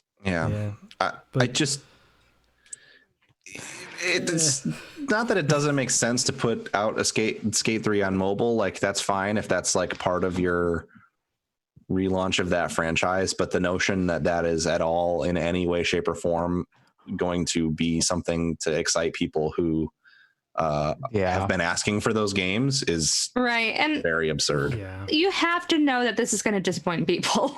This is like the PlayStation experience where they're like, here's Final Fantasy VII on the PS4, and it's just like a remaster. It's like a tech demo. It's like it wasn't a tech demo. It was the PS1 game ported to the PS4. Are you talking about Final Fantasy VIII? No, this was like the first PSX before. This is like 2014 or whatever. Gotcha. But like before they announced Final Fantasy VII Remake. Recently, they were like, "Oh, we're gonna put a new version of Final Fantasy VIII. It's gonna be so much better." It's just the PS1 game slightly up-resed. They did that in like 2013, but because Final Fantasy VIII, the game was just gone, and then they were like, "Okay, no, we actually did a remaster." Yeah, sorry, Pat. What's up? I will say, I do think before the collective skate fandom goes too far down this rabbit hole, it's like, and I'm not picking on the skateboarder. I don't know anything about them. Jason Dill. Put some respect on the man's name. I mean, it's entirely possible that what happened is Jason Dill's agent got a request for a licensing agreement for him to sign to put his name in and the model that they already had in a Skate 3 re-release, and it listed a number of platforms, including mobile platforms, and then Jason Dill remembered that in an interview as, "Yo, fuck EA, nobody wants mobile Skate 3." And it's like not really 100% of the story and not really 100% of what's going on. Yeah. So this is all hearsay. Yeah. As far as sources go, this is hardly definitive. Yeah. I don't mean to disrespect Jason Dill. He's probably a cool dude, but if you're a skateboarder in 2020, again, skateboarders are, in my experience, very cool people who I enjoy hanging out with and being friends with and stuff, but also not the most my best friends are skateboarders. Not the most reliable sources at all times for detailed launch strategy information for major video game companies. You know what would be cool? If, like, not to say a reboot of the Skate franchise, but if they made like a sequel, like a that, but also like a separately branded like Skate Go or something that was kind of like an Ollie Ollie or something, like that actually is like kind of designed around that platform. That'd be cool.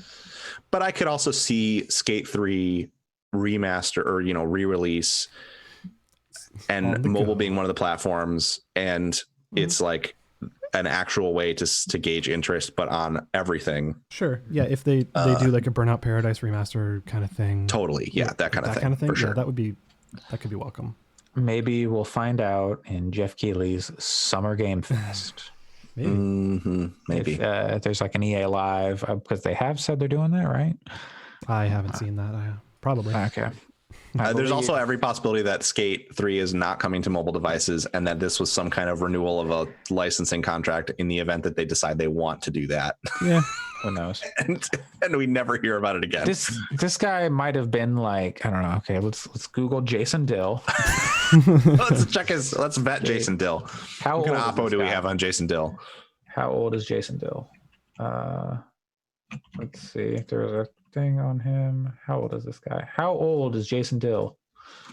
I don't know if age is necessarily a indicator of no, because if he's like 22, it'd be like he wasn't in, like they probably didn't license him for a game for Skate 3 OG. Yeah, but it seems like he has been around for a while. So okay. Yeah. All right. Well, he's 43. Okay. So our next news story is speaking of. Oh, jeez. I don't know what we're speaking of. Billy Mitchell, back in the news. Hey, great. Everyone's favorite. Everyone loves the Billy hit Mitchell. movie, The King of Kong.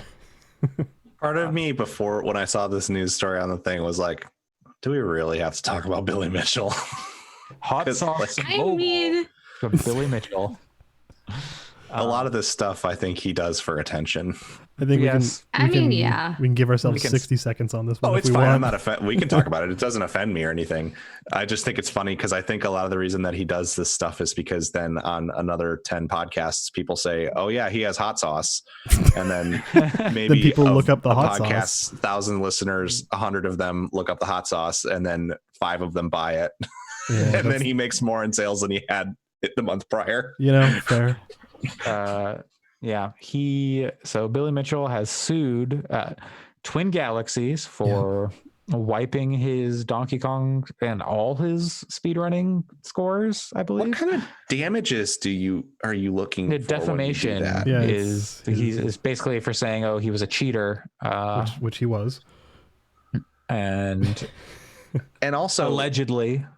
I don't think that I just don't think in court it holds up. Oh, that absolutely you took your scores off a scoreboard is defamation.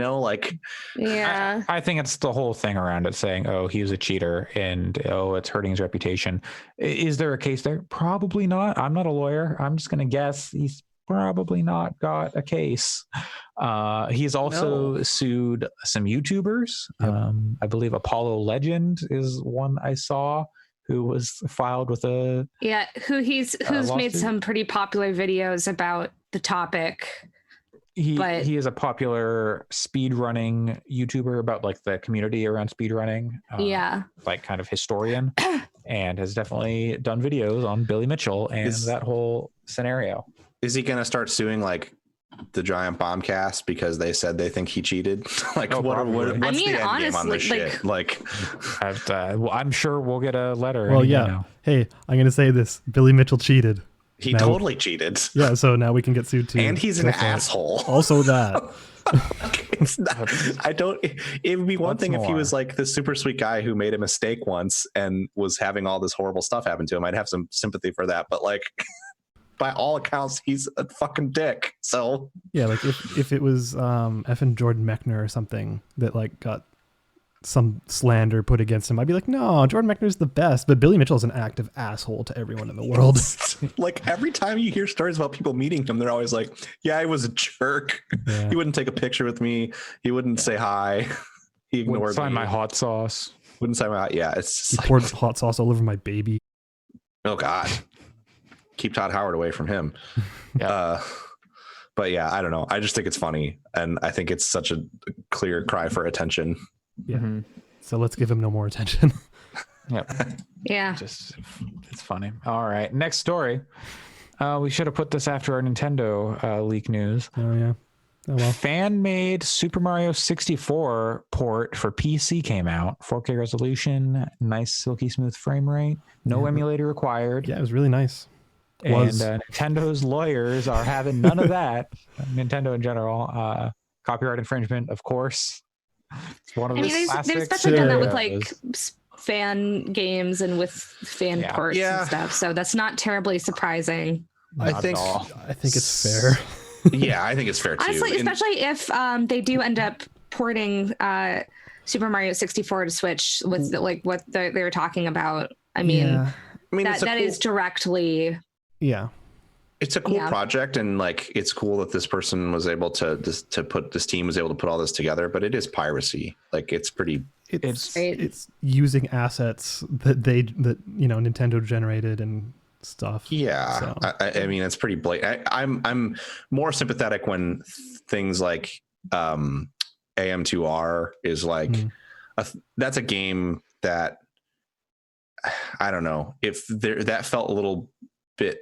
That felt authored in a way that was you could just take the work that you did and apply it to your own game and charge money for it, and you're not charging money for it. And this is a thing Nintendo's clearly not going to do themselves. So it's except just, they did. No, I did. Yeah. I mean, at the time though, that seemed wild. Like that didn't seem like something that would ever happen. It's just funny that no, you're right. You're right. Actually actively working on and that too. That makes it make a lot more sense as to why they went after that team. So I'm not really trying to argue that they shouldn't have there either, but it felt more like at the time, like, oh, well, that kind of sucks for Nintendo to do that.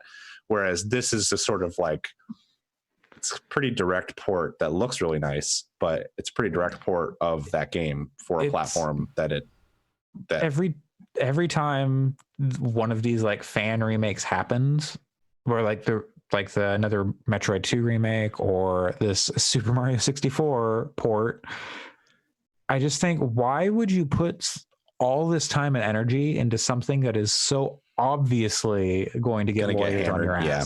Like, well, yeah, like you're obviously like talented. History. This isn't it's not even just Nintendo. It's like any company. Like Capcom's done this, right? With, I mean, any company, but Nintendo has like a history of it too. So it's like, that they're not a company that's just going to let stuff slide or whatever. Well, I will say that in some cases, people from these teams get hired. So like, I can see it as a resume building tool for them, and you're going to be able to get this thing if you want it. You'll be able to find it. It's just because they got cease and desisted doesn't mean that it's not going to be possible. It's on the internet. It's not some Beyonce get this off the internet shit. It's just, and I'm not even really saying I would shame anyone who checks it out either. It's just it's very clearly piracy. It's just, I don't know. I can't see why you would want to pour the time and energy into developing something that is obviously going to possibly get you into legal trouble, at least get you like on their radar in a bad way. And just, like, why not put that time and energy into making something like a spiritual successor to Mario 64 or, something based on that, but just not that. Well, and I think some people do that too. Like, absolutely. If you look at Temtem, I'm sure that those people making that game could have also just made a version of Pokemon. They could have made a Pokemon fan game that would have gotten taken down in Pokemon 5 minutes. Gun. They could have done it. They could have made Pokemon Gun for sure for PC, even 4K. like ukulele to an extent. Yeah, ukulele. Right, like that's the exact kind of. Or like a Hat in Time, or like any of the like recent 3D platformers that have come out. Time Spinner. Yeah. What was the Mighty Number 9? There we go. Yeah. Everyone's favorite. That was one of the Mega Man people, wasn't it? Yes. That was. Yeah. But it's not that Mega Man person. Not that IP. And it went really well. Yeah, totally. Everyone loves it.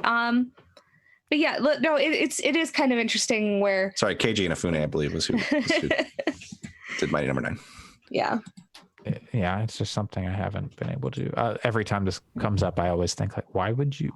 You could do anything, and you choose to make their lawyers come at you. Like, I think I kind of see it from both sides, because I also have that reaction. But then whenever I think about it, I'm kind of like, well, but like the AM2R guy ended up getting a job at the studio that makes Ori, and worked on Ori and the Will of the Wisps. So like, I think with AM2R especially, like that was like a spin-off, like in its own right, like kind of a different thing. You could have made that almost that exact game and just not made it Metroid. It just made it a Metroidvania, Metroid-like type game, but not made it Metroid, and it would have been sold it for $10-15 on Steam, and name the main character legit. Make main character Sammy, and like, like she's blowing up the Maltroids. Yeah, there you go. Really nailed it. And then you don't have Nintendo kicking in your door.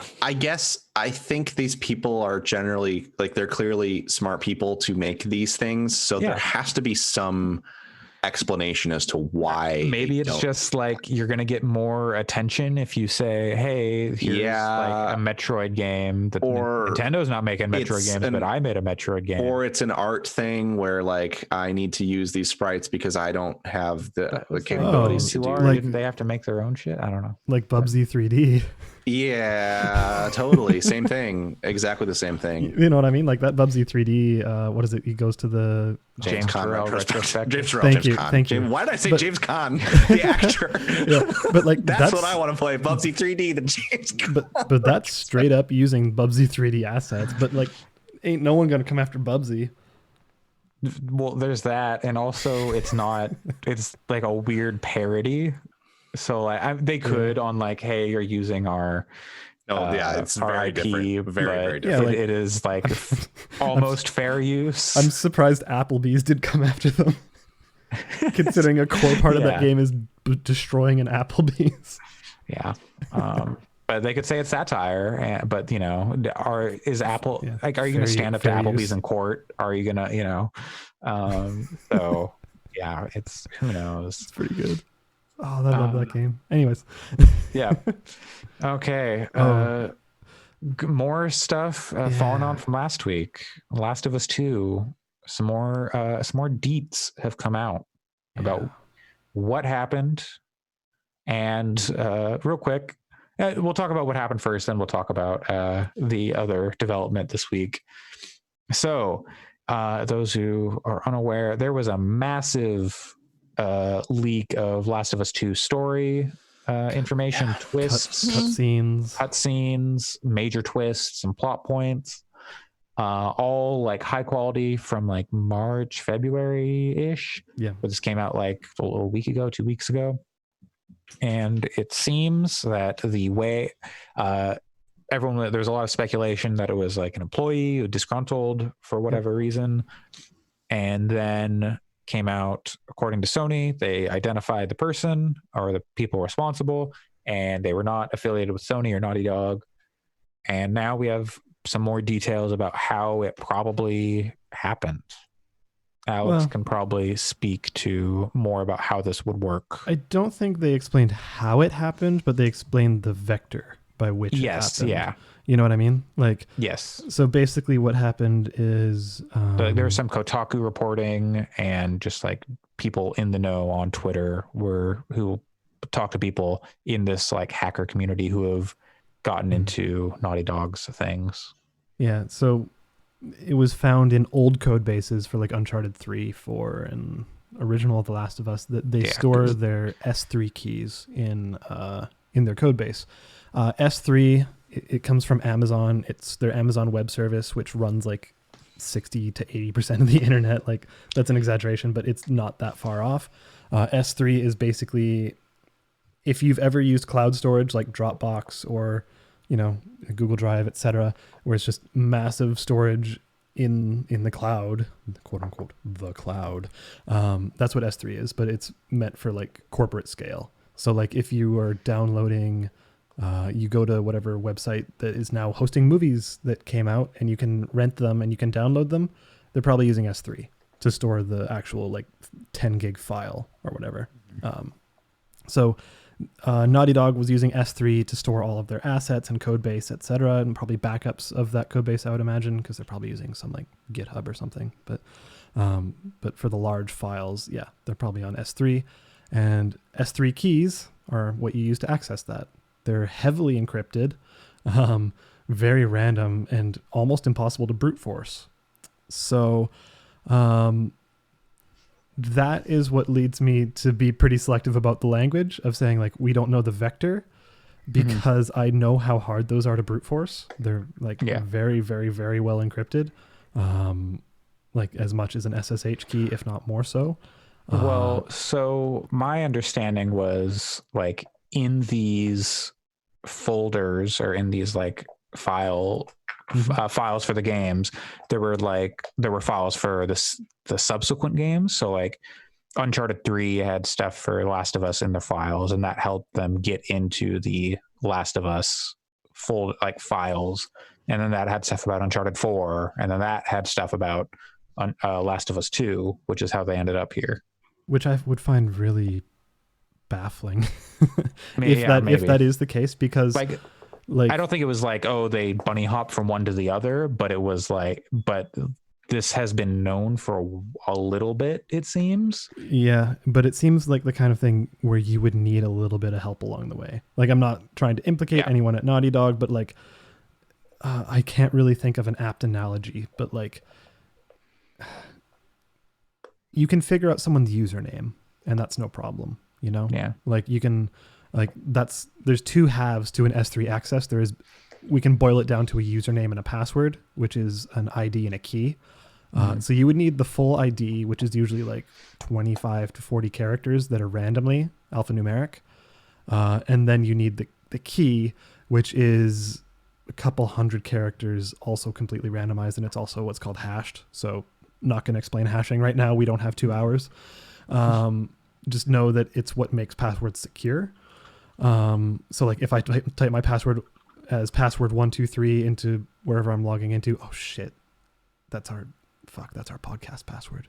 I need to change password 123 to something else. Fuck. That's our password to the podcast. Yep. So if you want to log into the podcast and change all our podcasts, you just use XX Alex Sephiroth 42069 XX and the password 123, and then you can log into the podcast. Why are you doxing me? But like, let's say for the sake of argument, this is a very like 10-second explanation of hashing. If your password is set to A, like the letter A, that's it. When you hit submit, it isn't actually being submitted as A. It's going through this thing that encrypts and decrypts it basically. So A becomes like a 400, not 400, but let's say like a really long string. And you're checking if that really long string matches what's stored, you know?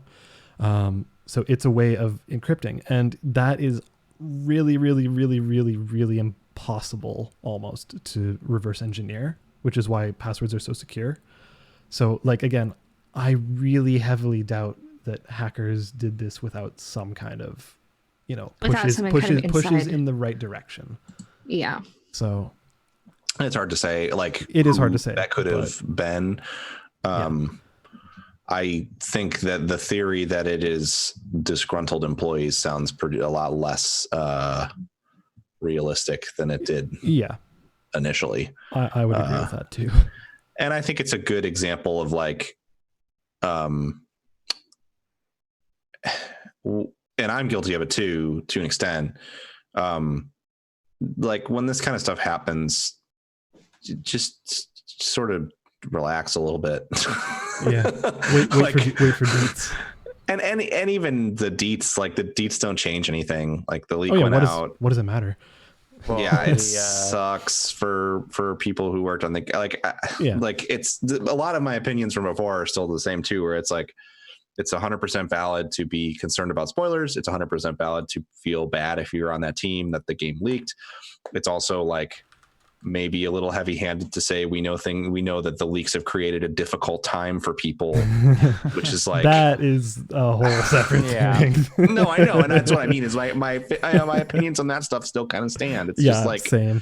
Yo, video game leaked. It's okay for it to have varying degrees of it sucks and whatever, but like at the end of the day, it's not the worst thing in the universe. And speculating about it on Twitter is just kind of a waste of time. It's not the worst thing in the universe, especially right now. Yeah. Anyways, there was some more Last of Us 2 news this week as the game went gold, as it's getting ready for its June release date, right? June? Yep. Yeah, okay, June. Yep. June release date. And as part of that, they released, I guess, their final story trailer at this point. Yeah, I haven't actually watched it, but people are not happy about the content of those spoilers, I guess, so much so that Naughty Dog or Sony, whoever had published the trailer, had to turn off comments, likes and dislikes and all that jazz on YouTube. I mean, it seems smart. Honestly, if I were them, I would turn off comments on anything that they're putting on YouTube just because I wouldn't want people to spoil things for anyone, you know? So I don't think a lot of times I think it's kind of like snark, like a little cheeky when companies turn off comments on videos, but this is an instance where I think it makes a lot of sense. It makes sense, especially if, you know, like you're not seeking out leaks, but you're seeking out the trailer. Then if they're they're posting it and people are like, Kevin Spacey was the killer the whole time. Wow, there's so many reasons why. Then I would have be a bad less of an opinion of Naughty Dog and The Last of Us. That would be a boy. I'm very interested. I don't want to say excited because I have a feeling it's going to go in a direction that's going to make me pretty mad. But I'm very interested to see how the discourse for this game goes. Because I already have friends who at this point are saying it's going to be the greatest game of all time. And what about Kingdom Hearts 3, damn it? I think that The Last of Us 1 is one of the most overrated games, as I have said many times on this show. That's my control, damn it. And I'll say it when I want to. And so I think it'll be interesting to see what the people who went bananas for The Last of Us 1, which is fine. I'm not saying it's bad. But a game that I think is, pretty decent thing, if they also have the same reaction to The Last of Us 2, because there's a certain point where I start to wonder how much of it is just like fanboyism of its own, Naughty Dog has a bit of fanboyism associated with it. People sound not happy at all with the stuff in the leaks. I don't know exactly what any of that is. I don't want to comment on it too deeply because I don't want to spoil it for anyone, but it sounds like it's a mix of toxicity of things that are very valid criticisms of narrative direction. And also I've seen a lot of stuff from people that's like, well, it's just an SJW game now. So it's like, it's hard to parse how much of because I haven't spent tons of time digging into the leaks. It's hard to parse how much of it is like valid criticism and how much of it is they actually went for some things and people are mad about it. What do you think is the likelihood that they release the butthole cut of The Last of Us 2? Pretty low, unfortunately. No, GameStop didn't send out a promotional email talking about the buttholes. So the only buttholes I'm interested in are like if there's horse buttholes. Like if you ride a horse, the horses should have buttholes. Or giraffe buttholes. I don't care about the buttholes. I just want immaculately modeled horse testicles. That's good too. That's one of the highlights of Red Dead. I really wish I could title our episode "Immaculately Modeled Horse Testicles," but I can't. There's not really anything stopping you, but I guess if you don't want to, then you don't have to. You probably shouldn't. You probably shouldn't. You're right. You're right. It'd be funny. Yeah, I don't know. I'm interested to see how the discourse around the game goes, and maybe it'll actually be amazing. I'm going to play it, but even since seeing some of the story, like the trailers, kind of like late last year, I've been kind of like, I don't know. And maybe I'll be wrong and it'll be really good and it'll be good enough that I'll want to go back and play the first game again and stuff. Like, I don't know. It could be. I know that I love Troy Baker, so this is not I have to say this somewhere, and it's going to make me sound like a dick, and I don't mean to. I'm sorry. You never want to hear Troy Baker. No. I like Troy Baker. Troy Baker put out a tweet that was like, I'm sharing this here not because of a marketing deal, but because I am this character. I love this character. He is me, or whatever. And then it was like news that the final story trailer was dropping. And I was just like, dude, come on. I'm sharing this piece of marketing material not because I signed a deal, but because I love these people and this character. It's like, yeah, I don't know. Troy Baker and Nolan North are in Dirt 5. I respect, to be clear, I'm sure I have no reason to like, I'm not saying I think that Troy Baker's being disingenuous or dishonest with that. It's more just reading that tweet was a challenge for me. It was a little much. Yeah. Yeah. I think that it'll be great to see. I hope that they play their Avengers characters in Dirt 5. God. They're both in the Avengers, right? They are. They are. Yeah. Okay. Which ones are which? Who's who? Oh, you're asking the wrong questions. I don't know. I couldn't tell you who's playing who in those Troy games. Baker. No, is Nolan North is Iron Man. Okay, that there was tracks. this clip where he's talking about Tony Stark's really interesting because he wears this mask. Yes. I think that Troy Baker's probably Scarlet Witch. That would be so good. I would be so down for that. And it's not It's not like a modeled character. It is him in like photorealistic photogrammetry. They only show up in FMV cutscenes. Yes. Scarlet Witch is not playable. Every time the camera cuts to Scarlet Witch, it's a green screen of Troy Baker. Fuck. I would play that. Yeah, that sounds so much better than the actual Avengers game that's coming out. Yeah. All right. Well, okay. A few more news stories. These two can go real quick. Tokyo Game Show and Paris Games Week have been canceled. Tokyo Game Show at least has an online event planned. I don't recall if Paris Games Week has an online event planned. That's good. They should cancel them, sadly.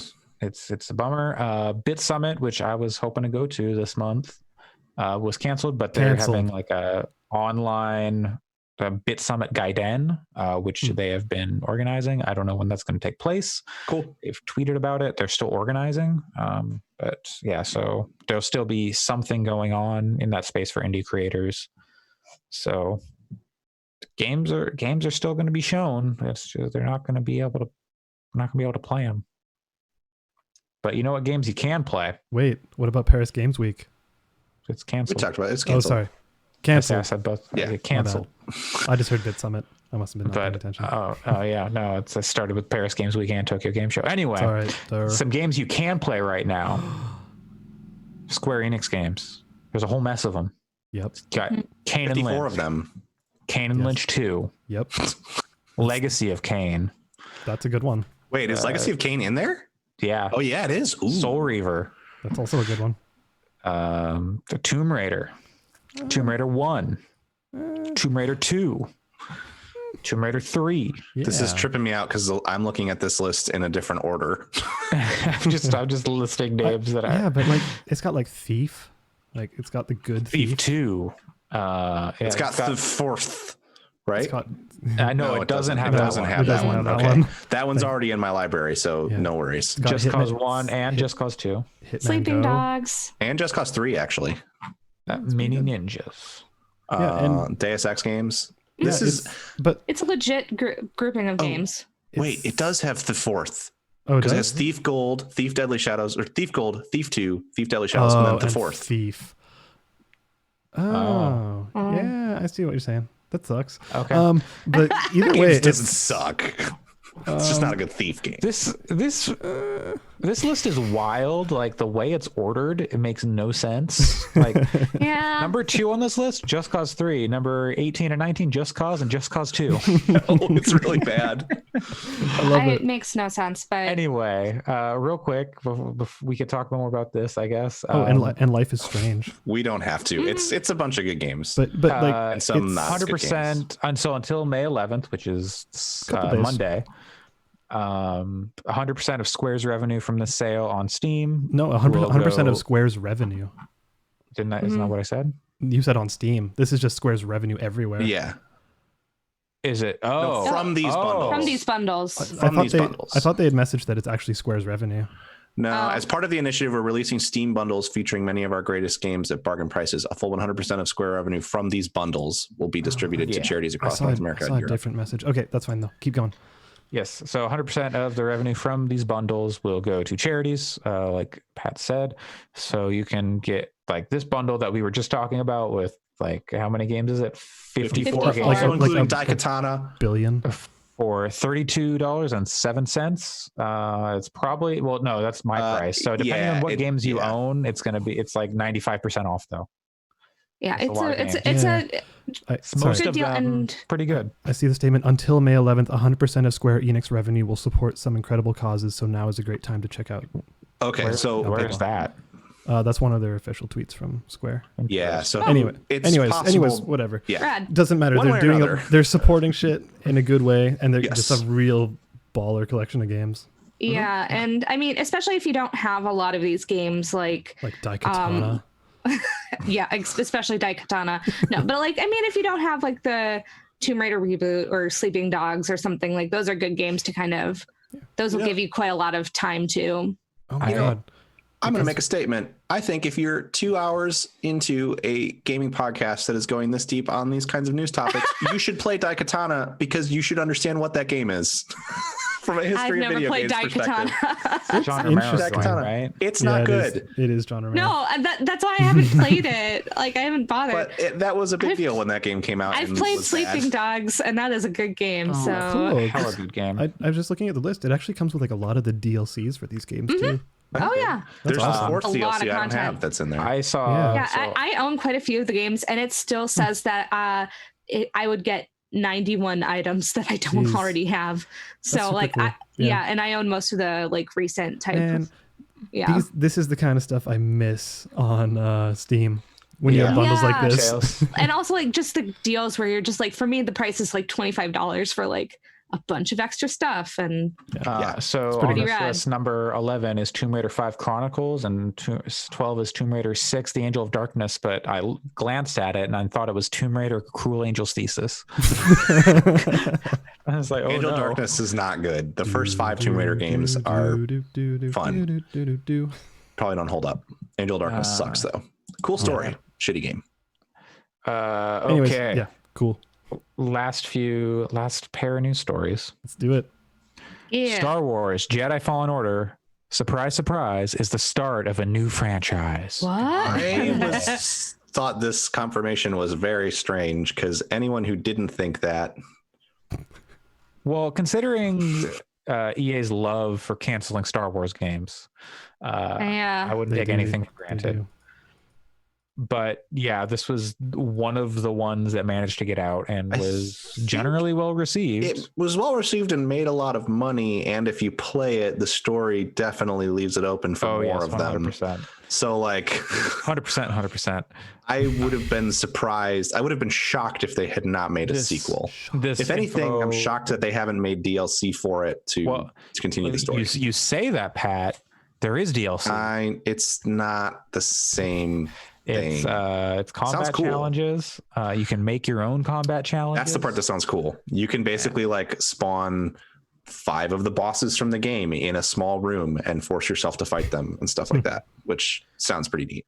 Yeah, cool. So it's weird how like we're 8 months after the release of that Yes. game.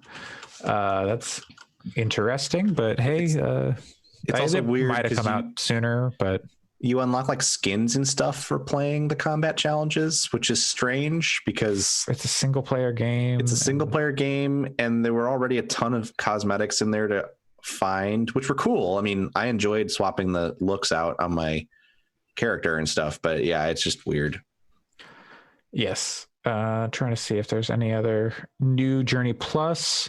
It's a new game plus, but you keep your collectibles. That's okay.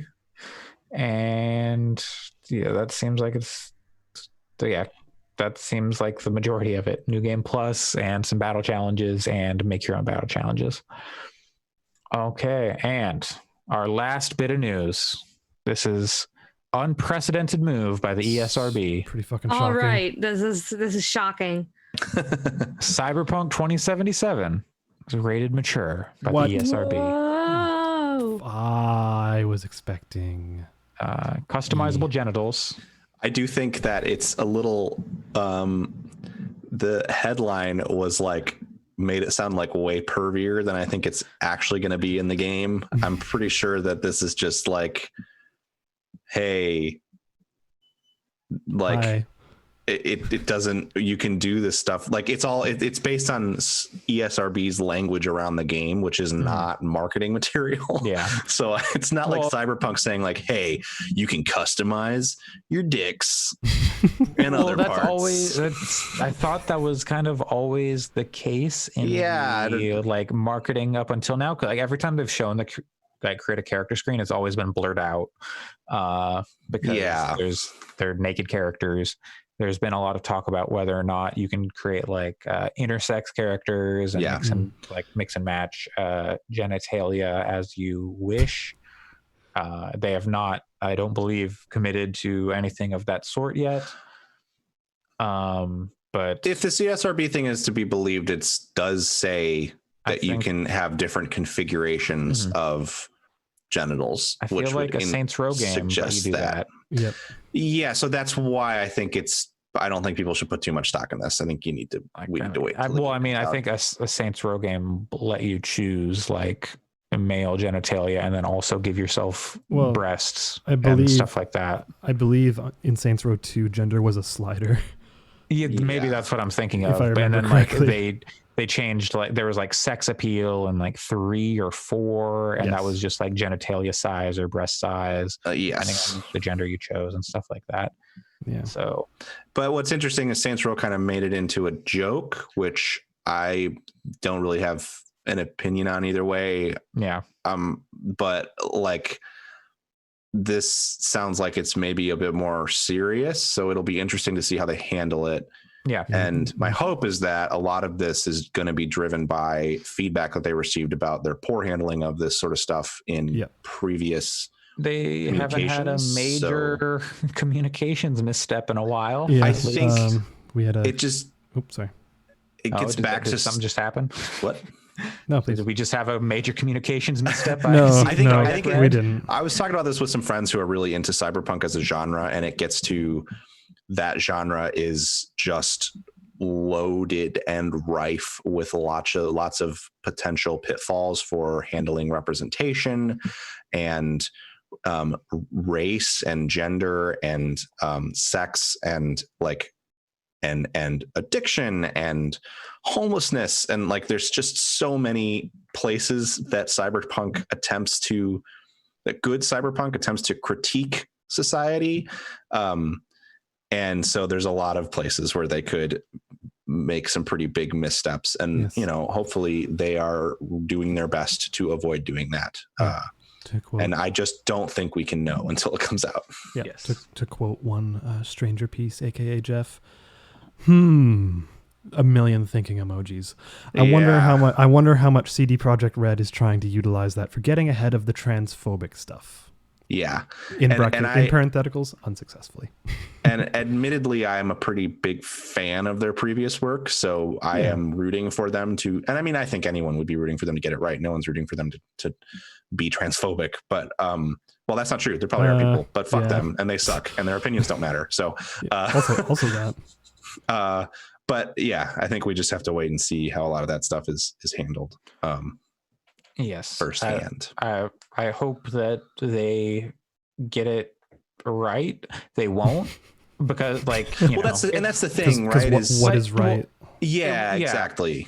But I think like we haven't seen what we haven't seen the finished product, but we talked about this, I think, at E3 last year when some of the stuff came out about the transgender character who's modeled in like some of the advertising. It was an advertisement, yes. Yeah. But in the game, that is like is a person with breasts and a penis very like prominently displayed in like a tight like cat and a pleather thing, and talking about like the way it objectifies people, and specifically talking about a drink called Manticore also, which is transphobic in and of itself, to put and that's a conscious decision to do that. That's not a oopsie. That's a conscious decision. So it's hard to and like there is groups of people are not monoliths either. So it's so hard to like, it is totally valid to be hypercritical of those things. And there will be numerous instances in this video game where there are probably going to be groups of people that are hypercritical of aspects of it. And that's a good thing. Yeah. Because I think we need more games with this sort of mass market appeal that tackle these issues. So it'd be great if they could tackle them well. But even if they don't do it well, to bring those conversations more to the forefront, I think and the key, get more people interested, or at least aware of the things they're seeing. I think the key is going to be, I think we live in a world now, and I would hope that CD Projekt agrees based on the way that they've addressed issues. Like when The Witcher 3 came out, it was not particularly appealing to play from a controls perspective. It was very floaty. The momentum was bad. They made a lot of soft. They made a lot. I mean, I was one of those people for sure. You're soft. They made a lot of, in my opinion, positive changes to that game to make it feel better to play. I would hope that if they release this game and there is things that they clearly dropped the ball on, that there would be a willingness on their part to acknowledge those mistakes and adjust their content appropriately for things that are outright phobic or bad. Yeah. It does get into difficult territory of like who gets to decide what those things are. And like I said, groups of people aren't monoliths. So I don't know. It's a very interesting. Whether or not changing that even actually addresses anything. Like, exactly. Is it